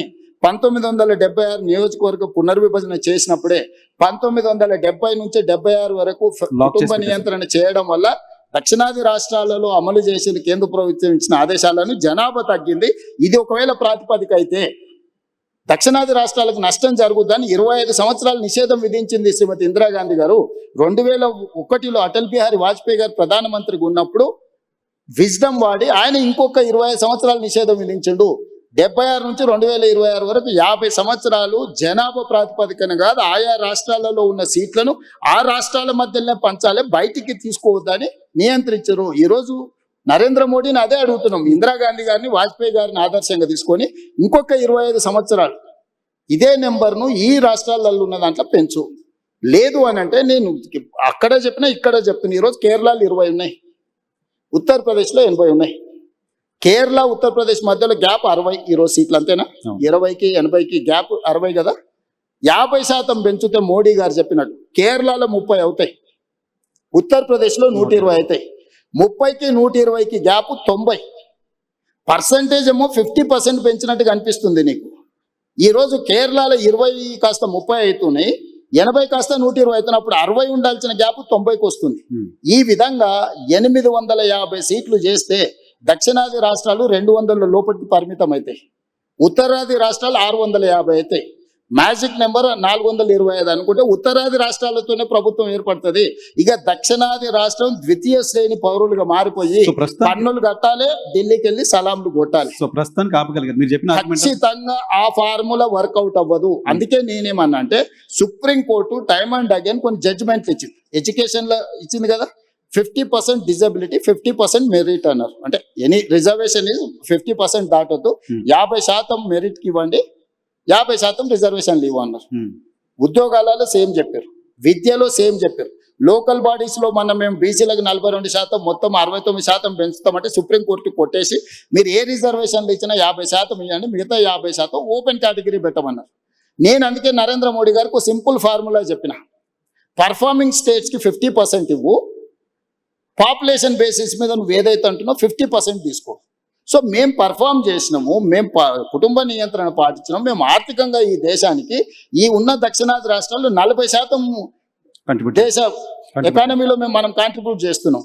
మేము పర్ఫామ్ చేయడం ఎందుకు? మేము కూడా ఉత్తరప్రదేశ్ లాగానో, బీహార్ లాగానో, బెంగాల్ లాగానో పిల్లలను సంతతిని పెంచుకుంటూ వెళ్ళిపోతే ప్రభుత్వము డెవల్యూషన్ కూడా అదే ప్రాతిపదికనిస్తుంది. ఇవాళ మనం ₹1 పన్ను కడితే మనకు 42 పైసలు వస్తుంది. బీహార్ ₹1 కడితే పన్ను ₹6.50 పోతుంది. ఉత్తరప్రదేశ్ కు ₹3.50 పోతుంది. మధ్యప్రదేశ్ కు ₹2.50 పోతుంది. నేను అడుగుతున్న ఈ దేశంలో కష్టపడి సంపాదించి పన్నులు కట్టేటోనేమో నువ్వు శిక్షిస్తావు, దుబారగా తిరిగేటోడు, గాలికి తిరిగేటోడు, ఏ పని చేయనోడు, ఎందుకు గొరగానోనికి నువ్వు అడ్డగోలుగా డబ్బులు ఇచ్చుకుంటా పోతున్నావు. ఎన్ని రోజులు భరించాలి? ఆంధ్ర తెలంగాణ పంచాయతీ ఆగిపోయింది కాబట్టి మనం పొలిటికల్ సపరేషన్ ఇది చివరికి రాజకీయ వివక్షగా మారుతుంది. ఆంధ్రప్రదేశ్ అంటే దక్షిణాది రాష్ట్రాల 200 సీట్లతో పని లేకుండానే ఈరోజు 131 ఉన్నాయి. 50% పెరిగితే 196 అవుతాయి. 850లో దక్షిణాది రాష్ట్రాలన్నీ కలిసి కేరళ, తమిళనాడు, తెలంగాణ, ఆంధ్రప్రదేశ్, కర్ణాటక, పాండిచ్చేరి అందరం కలిస్తే కూడా 196 అవుతున్నాం.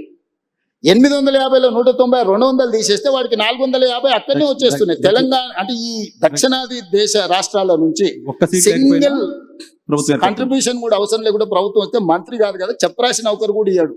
రైట్ సార్, ఒక 2 కూడా అయిపోతుంది, మీ టైం చాలా తీసుకున్నాను నేను. సో మహిళల పైన దాడులకు సంబంధించిన అంశంలో తెలంగాణ ప్రభుత్వం పైన చాలా విమర్శలు చేస్తున్నారు. మహిళల పైన దాడులు అరికట్టడంలో ఫెయిల్ అయింది, గతంలో షీ టీమ్స్ ఉండే, ఇంకేదో చేశాము, ఇప్పుడు అది ప్రాపర్ గా లేదు అనే విమర్శ వస్తుంది. రీసెంట్ గా కేంద్ర మంత్రి బండి సంజయ్ గారి కుమారుడికి సంబంధించిన అంశం ఉంటుంది, దానిలో ప్రభుత్వం ప్రాపర్ గా యాక్ట్ చేయలేదు లాంటి ఒక విమర్శని మీ ప్రభుత్వం ఫేస్ చేస్తుంది.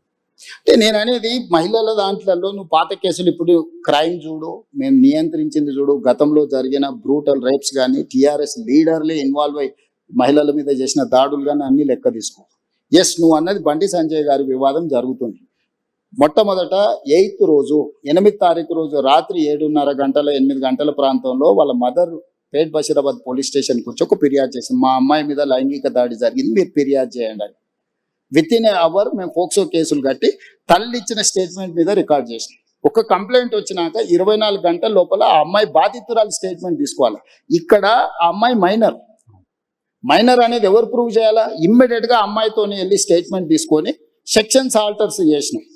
10th రోజు ప్రధానమంత్రి ఇక్కడికి వచ్చింది. మేము ఎక్కడికి వెళ్ళాలి? ప్రధానమంత్రికి 9-10 తారీఖు 10,000 మంది పోలీసులతో రక్షణ కల్పించాల్సి వచ్చింది. ప్రధానమంత్రి గారు ఒక్క ప్రోగ్రామ్ అటెండ్ కావాలి, 6 ప్రోగ్రాంలు అటెండ్ అయ్యారు.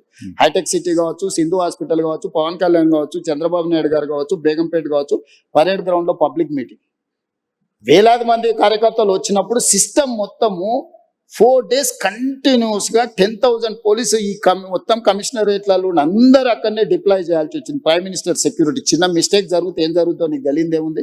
అందులో హైదరాబాద్ హై సెన్సిటివ్ సిటీ, రకరకాల దేశంలో ఏ మూలన ISI దాడులు జరిగితే కూడా దాని మూలాలు అప్పుడప్పుడు హైదరాబాద్ లో వెళ్తూ ఉంటాయి. సో ప్రధానమంత్రి పర్యటనను చాలా సీరియస్ గా తీసుకొని 10th రోజు 11th పొద్దున్నే ఇమ్మీడియట్ గా సెక్షన్స్ ఆర్డర్స్ చేసి ఇమ్మీడియట్ గా వాళ్ళ ఇంటికి వెళ్ళి నోటీస్ ఇచ్చినాం. ఇప్పుడు దాంట్లో అమ్మాయి డేట్ ఆఫ్ బర్త్ ఇష్యూస్ మీద 2 రకాల ఆరోపణలు ఉన్నాయి. 2 రకాల ఆరోపణలు ఉన్నప్పుడు ఇప్పుడు బండి సంజయ్ వాళ్ళ కొడుకు కూడా పోయి పోలీస్ స్టేషన్లో అంతకంటే ముందే కంప్లైంట్ ఇచ్చిన, వాళ్ళు కంప్లైంట్ ఇచ్చిన తర్వాత 2 గంటల తర్వాత వీళ్ళు వచ్చి కంప్లైంట్ ఇచ్చారు. ఇప్పుడు అతను ఇచ్చిన కంప్లైంట్ కరీంనగర్లో ఇచ్చిండు, వీళ్ళు ఇచ్చిన కంప్లైంట్ సైబరాబాద్లో ఇచ్చిండు. కంప్లైంట్స్ ను బేరీజ్ వేసుకోవడమే కాకుండా ఇప్పుడు అందులో ఉన్న ఆరోపణలని ఆ అమ్మాయి స్టేట్మెంట్ తీసుకోకుండా ఫోక్సో కేసులో పర్టికులర్గా మైనర్ గర్ల్ విషయంలో అమ్మాయి స్టేట్మెంట్ తీసుకోకుండా ముందుకు వెళ్ళడానికి లేదు. ఇమ్మీడియట్గా అమ్మాయి స్టేట్మెంట్ తీసుకొని సెక్షన్స్ ఆల్టర్ చేసి ఇమ్మీడియట్గా నోటీస్ ఇస్తే అతను అబ్స్కాండ్లో ఉన్నాడు. సో ఈరోజు మేము చేస్తున్న దాంట్లో చట్టబద్ధంగా ఒకవేళ అడావిడికి వెళ్ళి మేము ఇంటి మీద పడి ఒక 1000 మంది పోలీసులను పంపిస్తే మీరేమంటారు? రాజకీయ వివక్ష. ప్రధానమంత్రి సభ విజయవంతమైనందుకు రేవంత్ రెడ్డి గారు భారతీయ జనతా పార్టీకి భయపడిపోయి బండి సంజయ్ మీద పోలీసులతో దాడులు చేయించిన మళ్ళీ మీరే మాట్లాడేటోళ్ళు. సో ఇప్పుడు ఎవరికి మా ప్రభుత్వంలో నేను మీకు చెప్తున్నా, అది సినిమా స్టార్లు అయినా సరే, ప్రజాప్రతినిధులైనా సరే, వాళ్ళ పిల్లలైనా సరే, ఎవ్వరికి మినహాయింపు లేదు. మీరు నన్ను చూసిండ్రు సినిమా తారల విషయంలో ఎట్లా వ్యవహరించినా, ప్రజాప్రతినిధులు డ్రగ్స్లలో దొరికితే ఏ రాష్ట్రంలోనైనా ఏ పార్టీలైనా నేను ఏ విధంగా తీసుకొచ్చిన ఇందులో కూడా ఎలాంటిది లేదు. ఇది మైనర్ గర్ల్ ఇష్యూ. మేము గట్టిగా చెప్పడానికి లేదు, ఎట్లా పడితే అట్లా వ్యవహరించడానికి లేదు. ఆ బాధిత కుటుంబానికి రాష్ట్ర ముఖ్యమంత్రిగా నేను న్యాయం చేస్తానని ఒక హామీ ఈ వేదిక నుంచి ఇవ్వగలుగుతారా సార్? నేను అనేది ముద్ద ఎవరైతే నేరస్తులు ఉందో 100% శిక్షించే బాధ్యత నాది. హోంశాఖనే కాదు, నేను ముఖ్యమంత్రిని. నేను పక్కడ్బందీగా ప్రణాళిక చేస్తున్నా. నేను ఒకవేళ సహాయం చేయాలనుకుంటే ఫోక్సో కేసే పెట్టాను కదా నర్సింగ్. ఫోక్సో కేసు పెట్టి నాకు కంప్లైంట్ వచ్చిన గంటలో ఫోక్సో కేసు పెట్టిన అంటే what is my commitment? POCSO case ఎందుకు పెడతాం? ఏదో అమ్మాయి వచ్చింది, మదర్ వచ్చింది, మదర్ కంప్లైంట్ తోని ఫోక్సో కేసులు పెట్టడం సీరియస్ సెక్షన్స్ పెట్టలేము. బాధితురాలి యొక్క స్టేట్మెంట్ తీసుకున్న తర్వాతనే మనం చెయ్యాలి. ఈ చట్టంలో ఉన్న నిబంధన. సో ఇప్పుడు కొన్నిసార్లు మైనర్ పిల్లలు ప్రేమించుకుంటారు. వాళ్ళ ప్రేమ విషయం తల్లిదండ్రులకు నచ్చకపోతే తల్లిదండ్రులు కొన్నిసార్లు కోపానికి వస్తారు, కొన్నిసార్లు డిఫరెంట్ గా వాటి మీద ఒత్తిడి తీసుకొస్తుంటారు. ప్రభుత్వం అనేది అసర్టైన్ చేసుకోవాలి కదా. దట్టు ఒక ప్రధానమంత్రి వచ్చే ముందల వచ్చిన 2 ఫిర్యాదులు, అక్కడనేమో హానీ ట్రాప్ అని బండి సంజయ్ కుటుంబం కేసు పెట్టింది, ఇక్కడేమో మైనర్ అమ్మాయి మీద లైంగిక దాడి జరిగిందని వీళ్ళు కేసు పెట్టారు. రెండింటిని పరిశీలించడానికి పోలీసులు కనీసం 24 గంటలను పడితే వాళ్ళు ఇచ్చింది రాత్రిపూట. ఒక ఆయన 8 తారీఖు 5 గంటలకు ఇస్తే ఇంకొకరు 8 తారీఖు 9 గంటలకు ఇచ్చారు. 9 తారీఖు నాడు ఎంబడే మేము రంగంలో దిగి పోలీసులు మొత్తం తీసుకొని మొత్తం స్టేట్మెంట్స్ రికార్డ్ చేసి సెక్షన్స్ ఆల్టర్ చేసిన 9 తారీఖు. 10 తారీఖు నాడు ప్రధానమంత్రి మొత్తం నేను పర్యటనలో ఉన్న మొత్తం వ్యవస్థ ఉంది. 11 పొద్దున్నే నేను సమీక్ష చేసి ఒక ఉమెన్ IPS ఆఫీసర్ని అపాయింట్ చేసి కంప్లీట్ గా డీటెయిల్ చేసి సెక్షన్స్ ఆల్టర్ చేసి బండి సంజయ్ ఇంటికే కాదు, బండి సంజయ్ బావమర్ది ఇంటికి ఢిల్లీలో కూడా అందరినీ 5 పోలీస్ టీంలను ఈ రోజు పంపించినాం. ఎక్కడన్నా ప్రభుత్వం కేసుని ఏమైనా డైల్యూట్ చేసిందా? ఇప్పుడు కొడుకు నేరం చేస్తే తండ్రిని అరెస్ట్ చేస్తారా? నువ్వు చెప్పు. ఇట్లాంటి కేసులలో ఇప్పుడు కొడుకు ఏదైనా తప్పు చేసిందా అంటే బండి సంజయ్ని అరెస్ట్ చేయాలా? ఏం కోరుకుంటుండ్రు? ఇప్పుడు బండి సంజయ్కి BRS వాళ్ళకు పొసగలేదా, పొసిగిందా, ఎక్కడైనా తేడా వచ్చిందా, ఇవన్నీ నేను చెప్పలేను. కానీ RS ప్రవీణ్ కుమార్ గారు వాలంటీర్ రిటైర్మెంట్ తీసుకున్న ఆఫీసర్, ఆయనే ఇన్వెస్టిగేటింగ్ ఆఫీసర్ అనుకుంటా. ఆయన IPS కాదు, ఇప్పుడు is no more IPS officer. ఆయన రిటైర్ అయిపోయింది. ఓ గడిలకు వ్యతిరేకంగా కొట్లాడుతున్నాడు. ఇప్పుడు ఆ గడిల దగ్గరనే గులాంగిరి చేస్తున్నాడు. పోలీసులు బెదిరిస్తున్నారు బాధిత కుటుంబాన్ని. ఎవరికి అవసరం ఉందా? పోలీసు బెదిరిస్తే కేసు ఎందుకు కడతాము? ఇప్పుడు ఇది మినిమం లాజిక్. కంప్లైంట్ వచ్చినప్పుడే పోక్సో కేసు కట్టిన ప్రభుత్వం బెదిరించినట్ట, లేకపోతే బాధితురాలు పక్షాన నిలబడ్డట? ఇమ్మీడియట్ గా అమ్మాయి స్టేట్మెంట్ ను తీసుకొని ఆ స్టేట్మెంట్ ప్రకారం సెక్షన్స్ ఆల్టర్ చేస్తే మేము బాధితురాలు పక్షాన్ని ఉన్నట్ట, లేకపోతే అవతల పక్షాన్ని ఉన్నట్ట? ఇప్పుడు వీళ్ళ ప్రాబ్లము KTR గారికి, ప్రవీణ్ కుమార్ గారికి, బండి సంజయ్కి పంచాయతీ ఉండొచ్చు. ఆ పంచాయతీ రాజకీయాలలో వాళ్ళు ఏమన్నా తెలుసుకొని ఎవరినెవరైనా తిట్టుకొని ఎవరినెవరైనా కొట్టుకొని, ఇప్పుడు ఆయన ఎవరో వాళ్ళ ఎమ్మెల్యే తిట్టిండు, వాళ్ళు వచ్చి వీళ్ళని తన్నిండ్రు. ఆయన ఏమంటుండు, వాడు తిడితే నేను దాంతో నాకు గెలిచిన చదువు ఇదే అని ఆయన అంటుండు. నేనేమంటున్నా, ఎవరు ఫిర్యాదు చేసినా కూడా దానికి క్షుణ్ణంగా పరిశీలించి కేసులు కచ్చి చట్ట ప్రకారం శిక్షిస్తా అంటున్నా. ఇన్ని రోజులు BRS వాళ్ళు ఏమన్నారు, మన BJP వాళ్ళు ఏమన్నారు, రేవంత్ రెడ్డి KTRను KCRను జైల్లో పెడతలేడు, వీళ్ళిద్దరు కుమ్ముక్కైనరు అన్నారు. ఇప్పుడు BRS వాళ్ళు ఏమంటున్నారు, రేవంత్ రెడ్డి BJP వాళ్ళు కుమ్ముక్కైనరు, బండి సంజయ్ని జైల్లో పెడతలేడు. ఇప్పుడు KTR కు సంబంధించిన కేసులు ఉంటే పద్ధతి ప్రకారం విచారణ ఛార్జ్ షీట్ ఫ్లైన్ చేసినాం. ACB ఇప్పుడు నోటీస్ ఇచ్చింది కదా. నేను ఎవరి పట్ల BRS అయినా, BJP అయినా, MIM అయినా, ఇంకో రాజకీయ పార్టీ ఏదైనా, నా పార్టీలో ఉన్న వాళ్ళనైనా చట్ట ప్రకారం విచారణ చేసి, ఇది పిల్లల భవిష్యత్తుకు సంబంధించింది. వైఎన్ఆర్ నేను క్లియర్ గా చెప్తాను, ఇది పిల్లలకు భవిష్యత్తుకు సంబంధించింది. ఏ చిన్న మిస్టేక్ విచారణలో ప్రభుత్వం చేసినా ఆ పిల్లల జీవితాలు పూర్తిగా దెబ్బతింటాయి. అది అమ్మాయి కావచ్చు, అబ్బాయి కావచ్చు. ఇప్పుడు ఆ అమ్మాయికి సంబంధించి 2 డేట్ ఆఫ్ బర్త్లు, 2 సర్టిఫికెట్లు ఉన్నాయని వాళ్ళకు ఫిర్యాదు చేశారు. నేను అసర్టైన్ చేసుకోవాలి కదా. ఇప్పుడు ఆ స్కూల్కి వెళ్ళాలన్నా, 10th క్లాస్ సర్టిఫికేట్ తీసుకోవాలన్నా, ఆ అమ్మాయి ఏ హాస్పిటల్లో జన్మించిందో హాస్పిటల్ నుంచి బర్త్ సర్టిఫికేట్ తీసుకోవాలన్నా, ఆ అమ్మాయికి సంబంధించిన ఆధార్ కార్డు తీసుకోవాలన్నా, ఈ 3 రకాల సర్టిఫికెట్లు సేకరించాలంటే పోలీసుల కనీసం 24 గంటలు పట్టదా? ఆ అమ్మాయి చదువుకున్న స్కూల్ ఎక్కడుందో ఫస్ట్ మేము కనుక్కోవాలన్నా, ఆ అమ్మాయి ఆధార్ కార్డు ఎక్కడుందో తీసుకోవాలన్నా, ఆ అమ్మాయి ఏ హాస్పిటల్లో జన్మించిందో వివరాలు సేకరించాలన్నా, ఇవన్నీ తీసుకోకుండా నేను ఎట్లా ఒకవేళ కేసు కట్టింది అనుకో, రేపు ఒకవేళ ఇప్పుడు వాళ్ళు చెప్తున్నాడు వాళ్ళ దగ్గర ఏదైనా ఆధారం ఉందనుకో, అమ్మాయి మేజర్ అని, నువ్వేమంటావు? బండి సంజయ్ మీద పడక వాళ్ళ పిల్లగాని మీద రేవంత్ రెడ్డి రాజకీయాన్ని ఎదుర్కోలేక పిల్లగాన్ని అడ్డం పెట్టుకొని రాజకీయాలు చేస్తుండు. ఇప్పుడు ఒక రోజు లేట్ కావచ్చు ఆధారాలు సేకరించడం, శిక్ష నుంచి ఎవరు తప్పించుకోలేరు. ఆలస్యం అవుతుంది తప్ప ఆలస్యం కూడా వివరాలు సేకరించడానికి ఇది ఆలస్యం అని కూడా నేను అనట్లేదు. మేము ఇమ్మీడియట్ గా నోటీస్ ఇచ్చినాం, ఇంటికి గోడ కతికిచ్చినాం, పోలీస్ టీంలను పంపించినాం, ఢిల్లీకి పంపించినాం. మేము అన్ని రకాల ప్రయత్నాలు చేస్తాం. మేము హార్ష్ గా బిహేవ్ చేయలేము. నేను హార్ష్ గా కేసీఆర్ నన్ను జైల్లో పెట్టిన కేసీఆర్ కుటుంబం పట్ల ఎప్పుడైనా హార్ష్ గా వ్యవహరించినా? 28 నెలలు అయింది. నువ్వు ఎట్లా ఎక్స్పెక్ట్ చేస్తున్నావు? కేటీఆర్ కు బండి సంజయ్ మీద కోపం ఉండొచ్చు, అదే పార్టీలో వాళ్ళకి ఎవరైనా మిత్రులు ఉండొచ్చు, బీజేపీలో. కవిత గారు ఏం చెప్పిండ్రు? బీజేపీలో విలీనం చేయడానికి హరీష్ కేటీఆర్ నా దగ్గర జైలు ప్రతిపాదన తెస్తే నేను తిట్టేలా కొట్టి అని చెప్పిందా? అంటే విలీనం చెయ్యాలన్నప్పుడు మరి బండి సంజయ్ ఏమైనా వ్యతిరేకించిండా వీళ్ళను? విలీనాన్న మీ పగ ఏంది బండి సంజయ్ మీద? మీరేమన్నా కొట్లాడుకోండియా. నేను ప్రభుత్వాన్ని నడుపుతున్నా, నేను సత్రం నడుపుతలేను. నేను ప్రభుత్వం నడిపేటప్పుడు బాధ్యతాయుతంగా వ్యవహరిస్తా. నేను బండి సంజయ్ కు మినహాయింపు లేదు, ఎవ్వరికి మినహాయింపు లేదు. ఇది పిల్లలకు సంబంధించిన విషయము. దీన్ని జాగ్రత్తగా వ్యవహరిస్తున్నాం, మేము ఆచితూచి వ్యవహరిస్తున్నాము. ఏ ముద్దాయి కూడా తప్పించుకోడు. నేను బాధిత కుటుంబానికి అష్యూర్ చేస్తున్నా, 100% ఈ ప్రభుత్వం బాధితులకు అండగా నిలబడుతుంది. తప్పు చేసిన వాళ్ళను తప్పకుండా శిక్షిస్తుంది. ఇందులో మీకు ఒక విషయము, డిసెంబర్ 31, 2025 కంటే ముందు జరిగిన సంఘటనలే ఫిర్యాదులు ఉన్నాయి.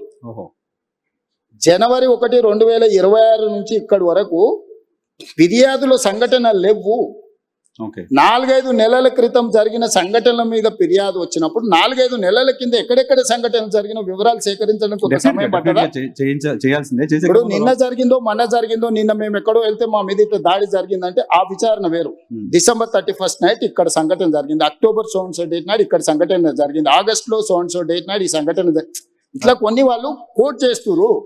4 నెలల వెనక్కి వెళ్ళి జరిగిన సంఘటనలని సేకరించాలంటే మేము టెక్నాలజీని వాడాలి. టెలిఫోన్ టవర్స్, అమ్మాయి అబ్బాయి టవర్స్ ఒక దగ్గర ఉన్నాయా లేవా, సిగ్నల్స్, లేకపోతే ఎక్కడైతే వెళ్ళిందో అక్కడ ఏమైనా సీసీ కెమెరాలు ఉన్నాయా, అక్కడ ఏమైనా ఫుటేజ్ ఉందా? పోలీస్ విచారణ అంతా ఓకే. మరి అంటే మీరు సింపుల్ గా ఎందుకు అర్జెంట్ గా తీసుకొచ్చేసి కోదండం ఎక్కించి కొడతలేరు, సంజయ్ కొడుకును ఊరేస్తలేరు? ఈ అంటే ఏమంటారు, ఇది ఇది ఎట్లా ఆన్సర్ చేయాలి? నేను దాని గురించి ఎక్కువ డిస్కషన్. ఒకటి జనరల్ గా ఆన్సర్ చేయాల్సింది ఏంటంటే, భారత హోంశాఖ మంత్రి కొడుకు కేసు అయిన తర్వాత పారిపోవడం ఏంటి? అది చాలా తప్పు. అది బండి సంజయ్ గారు నైతిక బాధ్యత తీసుకొని కొడుకుని ఎంబడే విచారణకు పంపించాలి. నేను కూడా సూచన చేస్తున్న ప్రజాప్రతినిధిగా ధైర్యంగా ఎదుర్కోవాలి. పారిపోతే పరిష్కారం కాదు కదా. నేను బండి సంజయ్ సూచన చేస్తున్నా. బండి సంజయ్ కూడా కష్టపడి కింది నుంచి కార్యకర్త నుంచి అక్కడికి వచ్చాడు. కొడుకు తప్పిదం వల్ల ఆయనకు తలవంపులు వచ్చినాయి. కానీ నిలబడి తప్పైనా ఒప్పైనా నిలబడి జవాబు చెప్పాల్సిన బాధ్యత ప్రజాప్రతినిధిగా బండి సంజయ్ మీద ఉంది. దాని నుంచి ఆ బాధ్యత నుంచి బండి సంజయ్ తప్పించుకోలేడు. నేను ఈ వేదిక మీద నుంచి బండి సంజయ్ గారికి సూచన చేస్తున్నా, తక్షణమే నీ కొడుకుని తీసుకొచ్చి పోలీస్ స్టేషన్ లో నువ్వే అప్పచెప్పు. దానివల్ల నీ గౌరవం పెరుగుతుంది సమాజంలో. విచారణను ఎదుర్కోమనండి. తప్పో ఒప్పో విచారణ అధికారులు తెలుసా, నిజాయితీ కలిగిన అధికారులను వేసిన విచారణ ఎదుర్కొని నిలబడు. అంతే తప్ప పారిపోతే ఆదర్శంగా ఉండాలి. ఇప్పుడు మేము ఇవన్నీ ఇవన్నీ అసర్టైన్ చేసుకున్న తర్వాత కంప్లీట్ గా అగ్రెసివ్ గా పోలీస్ బిహేవ్ చేస్తారు. ఇప్పుడు ఇవన్నీ అసర్టైన్ చేసుకొని నోటీసులు ఇచ్చినాం, వాళ్ళకి సమయం ఇచ్చినాం. ఆ నోటీస్ సమయం లోపల వాళ్ళు స్పందిస్తారని ఆశయం. స్పందించకపోతే పోలీస్ రకంగా వ్యవహరిస్తుంది. దీంట్లో 2 రోజులు వాయిదా వేసుకోవడం వల్ల వాళ్ళకు వచ్చే లాభం ఏం లేదు. నిలబడి విచారణను ఎదుర్కొంటే వాళ్ళ గౌరవమైన పెరుగుతుంది రాజకీయంగా. Right sir. మీ టైం కూడా అయిపోయింది. జస్ట్ క్విక్ గా 2 క్వశ్చన్స్ తీసుకొని క్లోజ్ చేస్తారు. క్వశ్చన్ ఏంటంటే, మోదీ గారు మొన్న హైదరాబాద్కి వచ్చినప్పుడు హంసే జుడ్జా ఉన్నారు మిమ్మల్ని. దానికి మీరు డైరెక్ట్ గా ఆన్సర్ చెప్పకుండా చిట్ చాట్ లో ఏదో చెప్పి వదిలేశారు. ఇక్కడ ఆన్ రికార్డ్ కెమెరాలు ఏం చెప్పారు ఆయన? కలిసి నడవమంటే దాని అర్థం ఏంటి? మేము మాట్లాడుకున్నది మీరు పొలిటీషియన్ మాత్రమే కాదు, పొలిటికల్ అనలిస్ట్ కూడా కదా. మీకు ఎలా అనిపించింది? అధికారిక కార్యక్రమంలో ఒక రాష్ట్ర ప్రభుత్వం, కేంద్ర ప్రభుత్వం అధికారిక కార్యక్రమంలో ప్రధానమంత్రిగా వారు, ముఖ్యమంత్రిగా నేను అందులో పాల్గొన్నాను. మొదట నేను మాట్లాడినప్పుడు నేను వారికి రాష్ట్రంలో ఉన్న పరిస్థితులు, ప్రధానమంత్రి మన్మోహన్ సింగ్ గారు ఉన్నప్పుడు నేను గుజరాత్ ముఖ్యమంత్రి, వారి సహకారం వల్ల 10 సంవత్సరాలలో గుజరాత్ మోడల్ అని తయారు చేసి దేశానికి ఒక గొప్ప విధానాన్ని అందించినామని వాళ్ళు చెప్పుకుంటున్నారు. మరి మన్మోహన్ సింగ్ గారు అంత మెగ్నానిమిటీ చూపిస్తే నువ్వు గుజరాత్ మోడల్ తయారు చేయగలిగినావు కదా ముఖ్యమంత్రిగా. ఈ రోజు మీరు మోడీ గారు ప్రధానమంత్రిగా ఉన్నారు, మా తెలంగాణ ప్రజలు నా నుంచి కూడా తెలంగాణ మోడల్ ఎక్స్పెక్ట్ చేస్తున్నారు. ఆనాడు మోడీ గారు మీకు అందించిన సహకారం ఈనాడు మోడీ గారు రేవంత్ రెడ్డికి అందించాలి. దాంతో ఈ దేశ ఆర్థిక వ్యవస్థలో 10% మేము కాంట్రిబ్యూట్ చేస్తాం, నీ సహకారం మాకు కావాలి స్పష్టంగా నేను చెప్పిన. అప్పుడు ఆయన వికసిత్ భారత్ గురించి చెప్పి ముజే జోడా నువ్వు ఏదైతే అంటే ఆ రోజుల్లో ఇచ్చినట్టు ఇస్తే నీకు సగమే వస్తాయి అన్నాడు. ఆ రోజున రూపాయి మారకం విలువ ఈ రోజు ఇప్పుడే టీవీలో చూసిన 97 రూపాయలు అయినట్టుంది డాలర్. ఆ రోజు ఎంత ఉంది? 45 రూపాయలు 50 రూపాయలు ఉంది. సో ఈ కంపారిజన్ ఆర్థిక వ్యవస్థ బడ్జెట్ విన్నాం సార్ మేము. కానీ ఆయన రేవంత్ జీ అని పాజ్ ఇచ్చి పర్టికులర్ గా మాట్లాడాడు. అది అంటే రాష్ట్ర ప్రభుత్వం గత 10 సంవత్సరాలు కేసీఆర్ గారు ఏ రోజు కూడా సహకరించలేదు, సహకారం తీసుకోలేదు, కేంద్ర ప్రభుత్వంతో కలిసి రాలేదు, మాకు అనుమతులు అడగలేదు, మమ్మల్ని నిధులు అడగలేదు. జస్ట్ అప్కే ప్యార్ రహేతో బస్ హే ప్యార్ మే మై మర్ జాऊंगा అని చెప్పి మెదక్లో ఒకసారి అన్నాడు. ఆయన ప్రేమ అడిగిండు, నువ్వు మాత్రం నిధులు అడుగుతావు, నిధులు అడగాలంటే మాతో కలిసి ఉండాలన్నాడు. నేను కూడా కలిసి ఉంటా, కలిసి పనిచేద్దాం. వికసిత్ భారత్ నీకుంది, తెలంగాణ రైజింగ్ నాకుంది, ఈ రెండు కలిస్తేనే ఈ దేశం, రాష్ట్రాల అభివృద్ధి జరగకుండా దేశం అభివృద్ధి జరగదని నేను చెప్పిన. ఆయన కూడా అదే ఆమోదించింది. మా మధ్యలో 2 ప్రభుత్వాల యొక్క సహకారము, పాలసీ పెరాలసిస్ లేకుండా పాలసీ ఎక్స్చేంజ్ చేసుకోవడానికి అవసరమైన ప్రణాళికలు మాట్లాడుకున్నాము. మోడీ గారికి నా కమిట్మెంట్ తెలుసు పాలిటిక్స్లో, ప్లస్ నేను నడుపుతున్న ప్రభుత్వం విధానం కూడా ఆయనకు తెలుసు. కాబట్టి రాజకీయాలకు తావులేదు. ఆయన ఒకవేళ అక్కడ మాట్లాడినుంటే, పరేడ్ గ్రౌండ్ లో ఇదే మాట్లాడినుంటే పార్టీ మీటింగ్ కాబట్టి చెప్పేటోండి. మేము కలిసి పాటుకున్నదే ప్రభుత్వ అధికారిక కార్యక్రమం, మైకుల ముందల్లే ఇద్దరం మాట్లాడుకున్నాం. దీంట్లో ఒకవేళ నువ్వు అనుకున్నది ఉంటే తెర వెనుక కూడా మాట్లాడుకోవచ్చు కదా నరసింగ్. అవును. కాబట్టి ఆయన తెలంగాణ రాష్ట్రానికి ఇబ్బంది పెట్టడం కోసం బహుశా మిమ్మల్ని అలా ఇన్విటేషన్ అందరు ఎదురుగానే మాట్లాడిండు. ఇది అందరు బహిరంగంగా జరిగింది. ఆయన ఓపెన్ ప్రపోజల్ కలిసి రమ్మని తెలంగాణ ప్రభుత్వానికి ఇచ్చిండు, కేంద్ర ప్రభుత్వంతో కలిసి రమ్మని. కేంద్ర ప్రభుత్వం మీరు ఫార్మల్ గా చెప్పండి. మీరు పొలిటీషియన్ కంటే కూడా పొలిటికల్ అనలిస్ట్ గా చాలా బాగా పాలిటిక్స్ అనలైజ్ చేస్తారు, నాకు తెలుసు. ముఖ్యమంత్రిని ప్రధానమంత్రి పాజ్ ఇచ్చి టీచ్ చేస్తున్నట్టుగా మాట్లాడితే దాన్ని రకరకాలుగా అనుకుంటే మంచిదే కదా. నాకు డిమాండ్ ఉందని నీకన్నా అర్థమైంది కదా. పోనీ రేవంత్ రెడ్డికి డిమాండ్ లేదు, అవుట్డేటెడ్ కాదు, రేవంత్ రెడ్డికి డిమాండ్ ఉంది అనేది అర్థమైంది కదా. డిమాండ్ అండ్ సప్లై కదా మార్కెట్ అంతా. సో రేవంత్ రెడ్డికి ఈ దేశంలో డిమాండ్ ఉంది, అది తెలంగాణ ప్రజలకు గౌరవము. నేను తెలంగాణ ప్రజల కోసమే పనిచేస్తా, నాయకుడు రాహుల్ గాంధీ గారి సూచనల మేరకే పనిచేస్తా. నాకు గొప్ప అవకాశం అనుకుంటున్నా సోనియా గాంధీ గారితో కలిసి పనిచేయడం. సోనియా గాంధీ గారు లేకపోతే ఇంకా 1000 సంవత్సరాలైనా తెలంగాణ రాష్ట్రం అనేది నిజం కళ కాకపోయిండే. సోనియా గాంధీ గారు తెలంగాణ ఇచ్చిండ్రు కాబట్టి ఆ కృతజ్ఞతతోనైనా ఈ తెలంగాణ సమాజం తరఫున సోనియా గాంధీ గారితో కలిసి పనిచేయాలనేది నా భావన. నేను 2017లో కాంగ్రెస్ లో చేరినప్పుడు రాష్ట్రంలో అధికారంలో లేదు, కేంద్రంలో అధికారంలో లేదు, కనుచూపు మేరలో వస్తుందన్న ఆశ కూడా లేదు. ఆ రోజు లేదు. సో నేను ఏ రోజు కూడా ఒక రోజు పార్టీ 2007లో నేను చంద్రబాబు నాయుడు గారితో చేరినప్పుడు రాజశేఖర రెడ్డి గారు ఎంత బలమైన నాయకుడు, ప్రభుత్వం ఎంత బలంగా ఉండేనో తెలుసు రాష్ట్రంలో, కేంద్రంలో. 2017లో నేను కాంగ్రెస్ లోకి పోయినప్పుడు ఇక్కడ చంద్రబాబు నాయుడు గారు, అక్కడ మోడీ గారు అధికారంలో ఉన్నారు, ఎంత బలంగా ఉండేనో నీకు తెలుసు. అయినా నేను పోయి కాంగ్రెస్ పార్టీలో చేరిన. సో నేను నా మనసుకు నచ్చినట్టుగానే చేస్తా. నేను అవకాశాల కోసం అవకాశవాదిగా నేను వ్యవహరించను.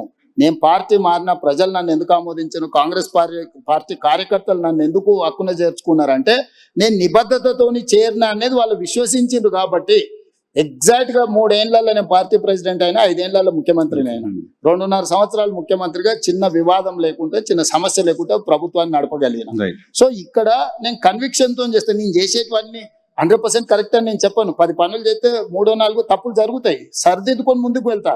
అన్ని మనం చేసేటప్పుడు మంచి జరగాలనే చేస్తాము. మీరు కూడా ఒక 5-10 ప్రశ్నలు అడిగారు. దీంట్లో ఒక 3-4 బ్రహ్మాండంగా ఉంటాయి, ఒక 2-3 యావరేజ్ ఉంటాయి, ఒక 2-3 కొంతమందికి నచ్చకపోవచ్చు, అవసరమా ఇది అని అనుకోవచ్చు. కాకపోతే ఏం చేయకుంటుంటే ఏ తప్పు జరగదు. 10 పనులు చేస్తే 2 తప్పులు జరుగుతాయి, అవి ఈ సవరించుకొని ముందుకెళ్ళాలి. మీ పార్టీ కార్యకర్తల నుంచి చాలా మంది చెప్తున్నమాట, మా ముఖ్యమంత్రి హైదరాబాద్ లో ఉంటున్నారు, ఎవరినో కలుస్తున్నారు, ఓకే, కానీ జిల్లాల్లోకి ఎప్పుడు వస్తారు, జనాల్లోకి ఎప్పుడు వస్తారు, కార్యకర్తలకు వెళ్ళి వస్తారు, ఎప్పుడు వస్తారు, పాదయాత్ర టైంలో కలిసిన వాళ్ళు కావచ్చు, చాలా మంది గ్రాస్ రూట్ లో ఏం జరుగుతుందో ముఖ్యమంత్రి తెలుసుకోవాలి, మీరు ఏమన్నా ఇంటర్వ్యూలో ఆ మాట చెప్పండి అని చెప్పారు. డెఫినెట్ గా నేను రెగ్యులర్ గా నువ్వు చూడు ఎవ్రీ 15-20 డేస్ కు జిల్లాల ప్రోగ్రాంలు పెట్టుకొని వెళ్తున్నాను. కాకపోతే ఇక్కడ అధికారులు కానీ నాయకులు కానీ పరిపాలన కానీ అస్తవ్యస్తంగా ఉంది. నేను అత్యంత సమయము ఇక్కడ కేటాయించి దీని పట్టాలెక్కించకుండా మళ్ళీ గ్రామాలకు వెళ్ళినా, ఒకప్పుడు నేను సమస్యల్ని లేవనెత్తడానికి గ్రామాలకు వెళ్ళినా, ఇప్పుడు సమస్యలను పరిష్కరించడానికి వెళ్ళాలి. పరిష్కరించాలా అంటే నాకు నిధులు ఉండాలి. నేను గ్రామానికి వెళ్తే రోడ్డు లేదు, స్కూల్ లేదు, లేకపోతే తాగునీరు లేదు అడిగితే నేను నిధులు అక్కడికక్కడ ఇవ్వాలి. లేదా జిల్లాలో పెండింగ్ ప్రాజెక్టులను పూర్తి చేయాలి. ఇప్పుడు ఆదిలాబాద్ పోయినా తుమ్మిడేటి ప్రాజెక్ట్ ఉంది, దాన్ని కట్టాలన్నా దాని అనుమతులు తీసుకురావాలన్నా నేను చాలా పని చేయాలి, శ్రమ చేయాల్సి ఉంటుంది. ఇట్లనే నా సొంత జిల్లాల పాలమూరులో అది కల్వకుర్తి కావచ్చు, భీమా కావచ్చు, నెట్టంపాడు కావచ్చు, కోయిల్సాగర్ కావచ్చు, పాలమూరు రంగారెడ్డి కావచ్చు, అన్ని ప్రాజెక్టులు 60-70 ఏళ్ళ నుంచి ఇంకా ఏదో అసంపూర్తితోనే ఉన్నాయి. వీటిని చేయాలంటే ఇప్పుడు నాకు భూసేకరణ కోసమే నిన్నమని ఎన్ని కావాలంటే ఒక 1500 కోట్లు కావాలన్నా, 1500 కోట్లు ఒక మహబూబ్నగర్లో సాగునీటి ప్రాజెక్టుల భూసేకరణకే కావాలంటే నేను నిధుల సమీకరణ మీద నేను సమయం కేటాయిస్తున్నా.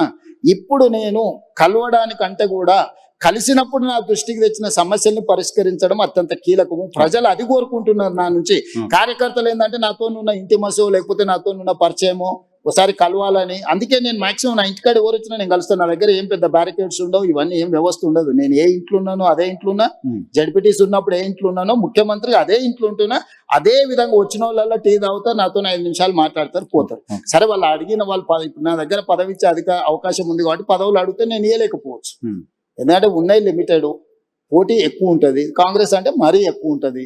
సో దాంట్లో ఏరి కూరి కొంచెం జాగ్రత్తగా ఇవ్వాల్సి ఉంటది. ప్లస్ నేను చాలా క్లోజ్ కాబట్టి చాలా మంది నాకు ఇంత దగ్గర అన్న నేను అడగంగానే ఎంబడే టైం కొట్టి సంతకం పెట్టిస్తాడు అనుకుంటారు. అది అసాధ్యం. చాలా మందికి మీతో ఉంది కాబట్టి న్యాచురల్ గా 17 ఏళ్ళు నేను అపోజిషన్ లో ఉన్నంటే వీళ్ళందరితో ఉండబట్టే కదా నేను ఇక్కడికి వచ్చిన.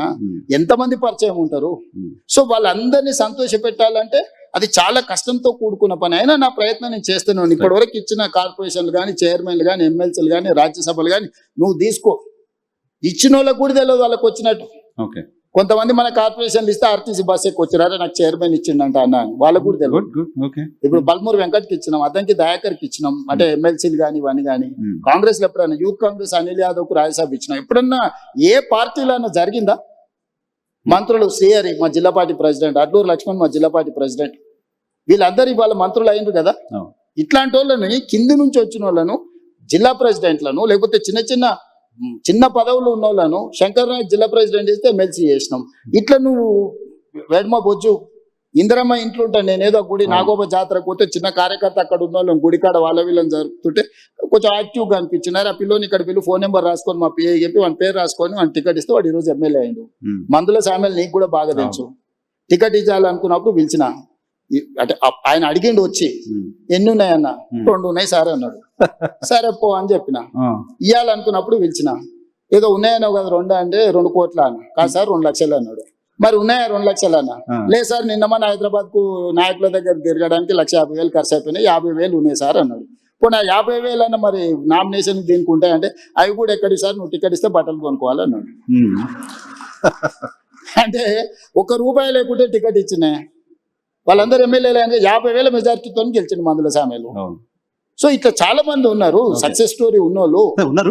ఇప్పుడు ఆస్పిరేషన్స్ ఉన్నాయి, మిమ్మల్ని రావాలి మీరు జిల్లాలో తిరగాలి అని కోరుకుంటున్న వాళ్ళు చాలా మంది ఉన్నారు. సరే డెఫినెట్ గా ఇస్తాము. డెఫినెట్ గా నేను చెప్పేది ఏంటంటే ఒక్కోసారి ఒకరికి అదృష్టం వరిస్తుంది, ఒకరికి కష్టం వరిస్తుంది, ఒకరికి ఆలస్యం అవుతుంది. కానీ నా దగ్గర ఏ కుర్చీ ఖాళీగా పెట్టారు. వీలైనంత మరి చాకలి ఐలమ్మని ఎవరైనా గుర్తుపెట్టుకుర్రా? శ్రీకాంతాచారి తల్లిని ఎవరైనా గుర్తుపెట్టుకుర్రా? మహిళా కమిషన్ మెంబర్ ఇచ్చారు. కోదండరామ్ సార్ని ఎవరైనా గుర్తుపెట్టుకుర్రా? ప్రొఫెసర్ తిరుమలరావు గారిని ఎవరైనా గుర్తుపెట్టుకున్నా? అక్నూరు మురళిని ఎవరైనా గుర్తుపెట్టుకున్నా? నేను ఇట్లా ఒక 50 పేర్లు చెప్తా. తెలంగాణ ఉద్యమంలో పార్టిసిపేట్ చేసిన వాళ్ళందరినీ పిలిచి పదవిచ్చి ప్రభుత్వంలో భాగస్వాములను చేసిన. సో 9 మంది కళాకారులను గుర్తించి కోటి రూపాయలు ఇచ్చి వాళ్ళకు పట్టాలు ఇచ్చి రాష్ట్ర అవతరణ దినోత్సవం గుర్తించిన. అందశ్రీ రాసిన పాట తెలంగాణ ఉద్యమాన్ని ఎక్కడికి తీసుకెళ్ళింది? 10 ఏళ్ళ ముఖ్యమంత్రి ఎన్నడన్నా చూడనేం చూసిండా? జయ జయ హే తెలంగాణ గీతాన్ని రాష్ట్ర గీతంగా మార్చింది నేను కదా, తెలంగాణ తల్లిని అంకితం చేసింది నేను కదా, కులగణన చేసింది నేను కదా, మాదిగ వర్గీకరణ చేసింది నేను కదా. ఓకే. ఇవన్నీ ఎవరు చేసిరు? ఇవన్నీ నేనే కదా చేసింది. ఆ, ఇవన్నీ కూడా సుదీర్ఘ కాలంగా దశాబ్దాల నుంచి పెండింగ్ ఉన్న సమస్యల్ని కూడా ఒకటొకటి పరిష్కరించుకుంటూ వస్తున్నా నేను. రైట్. మూసి ప్రక్షాళన కూడా అందరు ముఖ్యమంత్రులు మారిండ్రు. కానీ నిక్కచ్చిగా నిలబడి ఏమైనా సరే చేస్తా అన్న వాళ్ళు ఒక్కరిని చూపించు. నేను ఈ రోజు చెప్తున్నా, మూసి చేస్తా, ఎవరు అడ్డం వచ్చినా చేస్తా. మూసి నదిని ప్రక్షాళన చేసి నగరానికి అందిస్తా. ప్రపంచంలోనే అద్భుతమైన నగరం హైదరాబాద్ను తీర్చిదిద్దుతా నాది. చెరువులలో ఎవరున్నా మొత్తం కూల్చి చెరువులే కలుపుతా. నాలాలలో ఎంక్రోచ్మెంట్ ఉన్న కొట్టేస్తా. వార్నింగ్ ఇస్తున్నారు. ఖచ్చితంగా ఎవరున్నా మీరే మర్యాద కాల్ చేస్తే సామాన్లు తీసుకుపోతారు. మీ వెనకాల ఎవడున్నా ఎవడు ఏసో మీడియాలో పెట్టినా ఏం ఊరుకోను. ఒక రోజు వెనక ఒక రోజు ముందు కూలడం ఖాయం. కాబట్టి నీళ్ళ దగ్గరికి పోకండి. ఓకే. నీళ్ళ దగ్గరికి పోయిందని అంటే కూలడం ఖాయం. నేను ఇంకా స్పష్టంగా నీ ముందర చెప్పెళ్తున్నాను. రైట్. రైట్. రూత్లెస్ గా వ్యవహరిస్తా. డ్రగ్స్ ఎవడైనా డ్రగ్స్ రిలేటెడ్ ఎవడైనా ఉన్నాడంటే కీలు ఏలు ఇరిసి కూసబెడతా.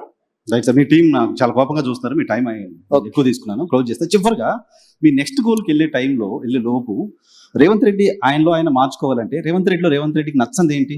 ఇది మార్చుకుంటే ఇంకా నేను అంటే అవసరానికి మించిన సమయం ఇస్తుంటా. నేను 2 నిమిషాలు మాట్లాడాల్సిన వాళ్ళతోనే 2 నిమిషాలు మాట్లాడాల్సిన 20 నిమిషాలు ఇస్తుంటా. క్వాలిటీ టైం స్పెండ్ చేయాలని ఈ మధ్యలోనే పెట్టుకున్నా నేను. అవసరానికి మించిన టైం నాకు ఇచ్చారని చెప్తున్నారు. ఓవరాల్ గా నాకున్న లక్షణంలో నేను మార్చుకోవాలనుకుంటున్నది అవసరానికి మించిన సమయం ఇస్తున్నా. దాన్ని తగ్గించుకుంటే ఇంకెక్కువ మందికి ఇవ్వచ్చు అని నేను అనుకున్నా. ఇప్పుడు రేపటి నుంచి కొంచెం ఆ ప్రాక్టీస్ మొదలు పెడతాను. మేము చాలా కాలం జర్నలిస్ట్ గా ఉన్నప్పుడు మేము అందరూ ఫేస్ చేసిన సమస్య మీతో ఫోన్లు ఎత్తారు. నాకున్న బిగ్గెస్ట్ వీక్నెస్ ఫోన్లు ఎత్తకపోవడం. నేను అఫీషియల్ గా అసెంబ్లీలో చెప్పి నేను ఫోన్లు ఎత్తాను. ఫోన్లు ఎత్తితే ఇప్పుడు ఇంకా అసలు నేను జడ్పీటీసీ రాహుల్ గాంధీ మెసేజ్ పెడుతున్నారు అన్నారు. టెక్స్ట్ పెడతాడు. అందుకే టెక్స్ట్ పెడితే నేను ఫ్రీగా ఉన్నప్పుడు ఫోన్ చేస్తా. నేను ఫోన్ ఎత్తడం మొదలు పెడితే నా దగ్గర ఉన్న మనిషితో నేను మాట్లాడలేను.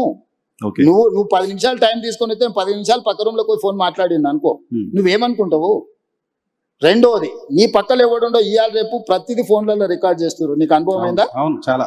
స్పీకర్ ఫోన్ ఆన్ చేసి చూడు ఇప్పుడు ముఖ్యమంత్రితో మాట్లాడతాను. రాత్రి 12కి ఫోన్ చేస్తాడు నాకు దగ్గరోడు. ఏం చేస్తున్నావు అన్న అంటాడు. రాత్రి 12కి ఏం చేస్తావా? ఏందిరా నీ సమస్య ఏంటంటే మా ఇంట్లోకి పాము వచ్చిందన్న, నువ్వు పాము సంగతి ఏందో చూడంటే నేను పోయి పాము పట్టుకోవాలన్నా. అంటే నేను ఎత్తే ఫోన్ ని కూడా మీరు క్వాలిటీగా వాడుకోవాలి కదా. నిజంగా ఆపత్తు ఉంది, ఒక కష్టం ఉంది, లేకపోతే సంతోషం ఉంది అన్న, మా ఇంటికి ఫంక్షన్ ఉంది మీరు రావాలి, లేదు నాకు ఈ ప్రాబ్లం ఉంది పలానా వాళ్ళకి చెప్పంటే పర్వాలేదు. ఇవాళ రేపు ఫోన్ల ఉపయోగానికంటే దుర్వినియోగం ఎక్కువ జరుగుతుంది. కాబట్టి నేను మనుషులతో మాట్లాడితే తప్పితే ఫోన్లలో నేను మాట్లాడినా కూడా 1, 2, 30 సెకండ్స్ 1 minute లో ఓకే రైట్ అవునా మంచిది రైట్ అని పెట్టేస్తాను. ఫోన్ నేను మాట్లాడాను. ఏంటంటే ఇవాళ రేపు మీడియా కూడా మీడియా లాగా లేదు కదా. ప్రతి పార్టీ ఒక ఛానల్ ఆల్మోస్ట్ వాళ్ళ కార్యకర్తలే కదా లోపలికి వచ్చి. మన ఊరికే నేను ఒకసారి చిట్చాట్ చేస్తేనే రికార్డ్ చేసుకొని పోయి మీతో నేను క్యాజువల్ గా రికార్డ్ చేసుకొని పోయి పెట్టి పెద్ద నేషనల్ లెవెల్ ఇష్యూ అని తెలిసి శశి తరూర్ విషయం లేదు మాట్లాడినాను. మరి అనెథికల్ గా బిహేవ్ చేస్తున్నప్పుడు నేను మాత్రం ఏం చేయగలుగుతాను? అసలు జర్నలిస్ట్ ఫోన్ అన్నట్ల జనరల్ గా మీరు జనరల్ కూడా ఫోన్ నేను ఎత్తాను. బస్ ఫోన్ ఎత్తడం అనేది సర్పంచే ఎత్తలేకపోతుండు. నేను రాష్ట్ర ముఖ్యమంత్రిని ఫోన్ ఎట్లా ఎత్తుతాను నువ్వే చెప్పు. ముఖ్యమంత్రిగా ఉన్నప్పుడు అన్నట్లా ముందు నుంచి కూడా నేను ఎత్తాను. ఫోన్లలో ఉన్న ప్రమాదం నేను ముందే పసిగట్టాను. 20 ఏళ్ల నుంచి కూడా నేను ఫోన్లు తక్కువ ఎత్తుతాను. ఉన్నడా లేదా కనుక్కోవడానికి ఫోన్ తప్ప ఫోన్ లో నేను మాట్లాడాను నేను ఎత్తానని క్లియర్ చెప్పి. నాకు టెక్స్ట్ పెట్టు, నేను బండి ఎక్కగానే ఇప్పుడు నా ఫోన్ బండ్లు ఉంటుంది 2 hours నీ దగ్గర ఉన్నా ఎక్కగానే చెక్ చేసుకుంటా. ఎవరైనా టెక్స్ట్ పెడితే వెనక్కి కొడతా, లేకపోతే వదిలేస్తా. నేను ఒక స్టైల్ పెట్టుకున్నా. ఫోన్లు ఎత్తకపోయినా నేను ముఖ్యమంత్రి అయిన ఇది కూడా మరి. Right sir, thank you very much మాకు సమయం కేటాయించినందుకు. Sir, 1 last question. మరి వే2 న్యూస్ కాన్క్లేవ్ గురించి, వే2 న్యూస్ గురించి మీ అమూల్యమైన సమయాన్ని కేటాయించి ఇచ్చేశారు. మీ అభిప్రాయం చెప్పవలసిందిగా రిక్వెస్ట్. సమాజంలో వస్తున్న మార్పుకు వే2 న్యూస్ సంకేతం. ఒకప్పుడు ప్రింట్ మీడియా 24 గంటలకు ఉండేది. ఒక వార్త అనేది సంఘటన జరిగితే 24 గంటల తర్వాతనే వార్త కింద మనకు ప్రచురణ జరిగేది ప్రింట్ మీడియా ఉన్నప్పుడు. ఆ తర్వాత ఎలక్ట్రానిక్ మీడియా వచ్చింది, దూరదర్శన్ ఇవన్నీ కూడా. పొద్దుగాల 7 గంటలకు 9 గంటలకు, మధ్యాహ్నం ఒకసారి, రాత్రికి 7 గంటలకు ఒకసారి. సో ప్రతి 5-6 గంటలకు ఒకసారి ఉండేది. అక్కడి నుంచి మార్పు వచ్చినప్పుడు ప్రతి 1 hour కి ఒక న్యూస్ వచ్చింది. ఆ తర్వాత స్లోగా తగ్గుకుంటూ వచ్చి 1 minute వచ్చింది. ఇప్పుడు ఎవ్రీ సెకండ్ ఒక కొత్త న్యూస్ వస్తుంది. ఆ ఎవ్రీ సెకండ్ న్యూస్ క్రియేటరే వేటివ్ న్యూస్. సో అది ఈ సమాజంలో వస్తున్న మార్పు, ప్రజల ఆసక్తి, వీటన్నిటిని క్రోడీకరిస్తే వేటివ్ న్యూస్ మీరు ఇంకా బాగా అభివృద్ధి చెందాలి. కాకపోతే నా సూచన ఒక్కటే, బయాస్డ్గా ఉండకండి, బ్యాలెన్స్డ్గా ఉండండి. ఇష్యూ మీరు ఎప్పుడు ప్రతిపక్షమే, మీరు అది గుర్తుపెట్టుకోండి. నేను ఎప్పుడు జర్నలిజంని ఎల్లకాలం ప్రతిపక్షంలో ఉండేది ఎవరే అంటే జర్నలిస్టులు, జర్నలిజం అని నేను నమ్ముతా. ఏదో ఒక పక్షం తీసుకున్న రోజు దానికి ఉన్న గౌరవం తగ్గుతుంది. దయచేసి వేటివ్ న్యూస్ కూడా నా సూచన ఒక్కటే, వ్యూస్ పెట్టకండి, న్యూస్ పెట్టండి. లేకపోతే ఇష్యూస్ని మీరు విశ్లేషించండి. దానివల్ల మాకు కూడా ఫీడ్బ్యాక్, కొన్నిసార్లు మాకు కూడా ఫోకస్లు ఉండదు. అంటే నేను ఒకటి అనుకుంటాను ఇట్లా వెళ్తే బాగుంటుంది అని, కొన్నిసార్లు దాంట్లో ఏదో ఫ్లా ఉంటుంది. ఇలాంటి వాళ్ళు సీనియర్ జర్నలిస్టులు కూర్చొని విశ్లేషించి ఒక ఆర్టికల్ పోస్ట్ చేసిండు అనుకో, మాకు ఐ ఓపెనర్ అవుద్ది. నేను అట్లాంటివి తీసుకోవడానికి నేను పర్సనల్గా ఎప్పుడు వెనక్కి నన్ను పొగడమని నేను ఇన్నేళ్ళలో ఎవరినన్నా ఇంతమంది జర్నలిస్టులు ఎవరైనా నన్ను పొగిడితే ఏమని ఎప్పుడన్నా అడిగినా, నేను అడగను. నా నేచరే అది కాదు. మీరు పొగడడం వల్ల కూడా దానివల్ల ప్రమాదమే తప్ప ఈజీగా అర్థమైతే ఎదురుగున్నోనికి ఇది పెట్టుబడిదా లేకపోతే పుట్టుబడిదా అని. సో పెట్టుబడితో వచ్చేటివి మనం పెట్టుకునే సోషల్ మీడియాలు మనల్ని, ఇప్పుడు మనం పెళ్లికి బ్యాండ్ అదే ఇవాళ రేపు పాటలకు పిలుస్తారు కదా, వాడు మన అడిగిన పాటలే వాడతాడు, మన చెవులకు నచ్చినట్టుగా వాడతాడు. సర్వేలు కూడా మన డబ్బులు ఇచ్చి మనకు కావాల్సినట్టు చేయించుకొని మనమే నమ్మి ఆ కాగితాలు పట్టుకొని తిరిగినోడు ఎవరు ఏం కారు. పబ్లిక్ నుంచి ఫీడ్బ్యాక్ తీసుకొని మీరు చెప్పదలుచుకున్నది చెప్పి, ప్రభుత్వానికి కూడా ఇందులో ఈ ప్రాబ్లం ఉంది, ఇక్కడ మీరు చేసిన నిర్ణయాలలో లోపం ఉంది, దీన్ని ఇట్లా సవరిస్తే బాగుంటుంది అనే లైన్ ఇచ్చింది అనుకోండి, అది లాంగ్ రన్లో మీరు కూడా సర్వైవ్ అవుతారు, సమాజానికి కూడా మేలు జరుగుద్ది. అప్పుడు ఎవరైనా అరే వేటివ్ న్యూస్లో మా సమస్య ప్రస్తావిస్తే మాకు పరిష్కారం దొరుకుతుందని అనుకుంటారు.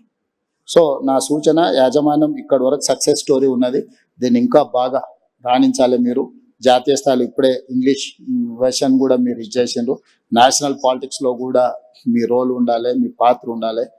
రాష్ట్రానికి, దేశానికి గౌరవం తెచ్చే విధంగా మీరు పనిచేయాల్సిందిగా కోరుకుంటూ యాజమాన్యానికి శుభాకాంక్షలు తెలియజేస్తూ సెలవు తీసుకుంటున్నాను. వాల్యుబుల్ సూచనలు వేటివ్ న్యూస్ ఫాలో అవుతుంది సార్. Thank you.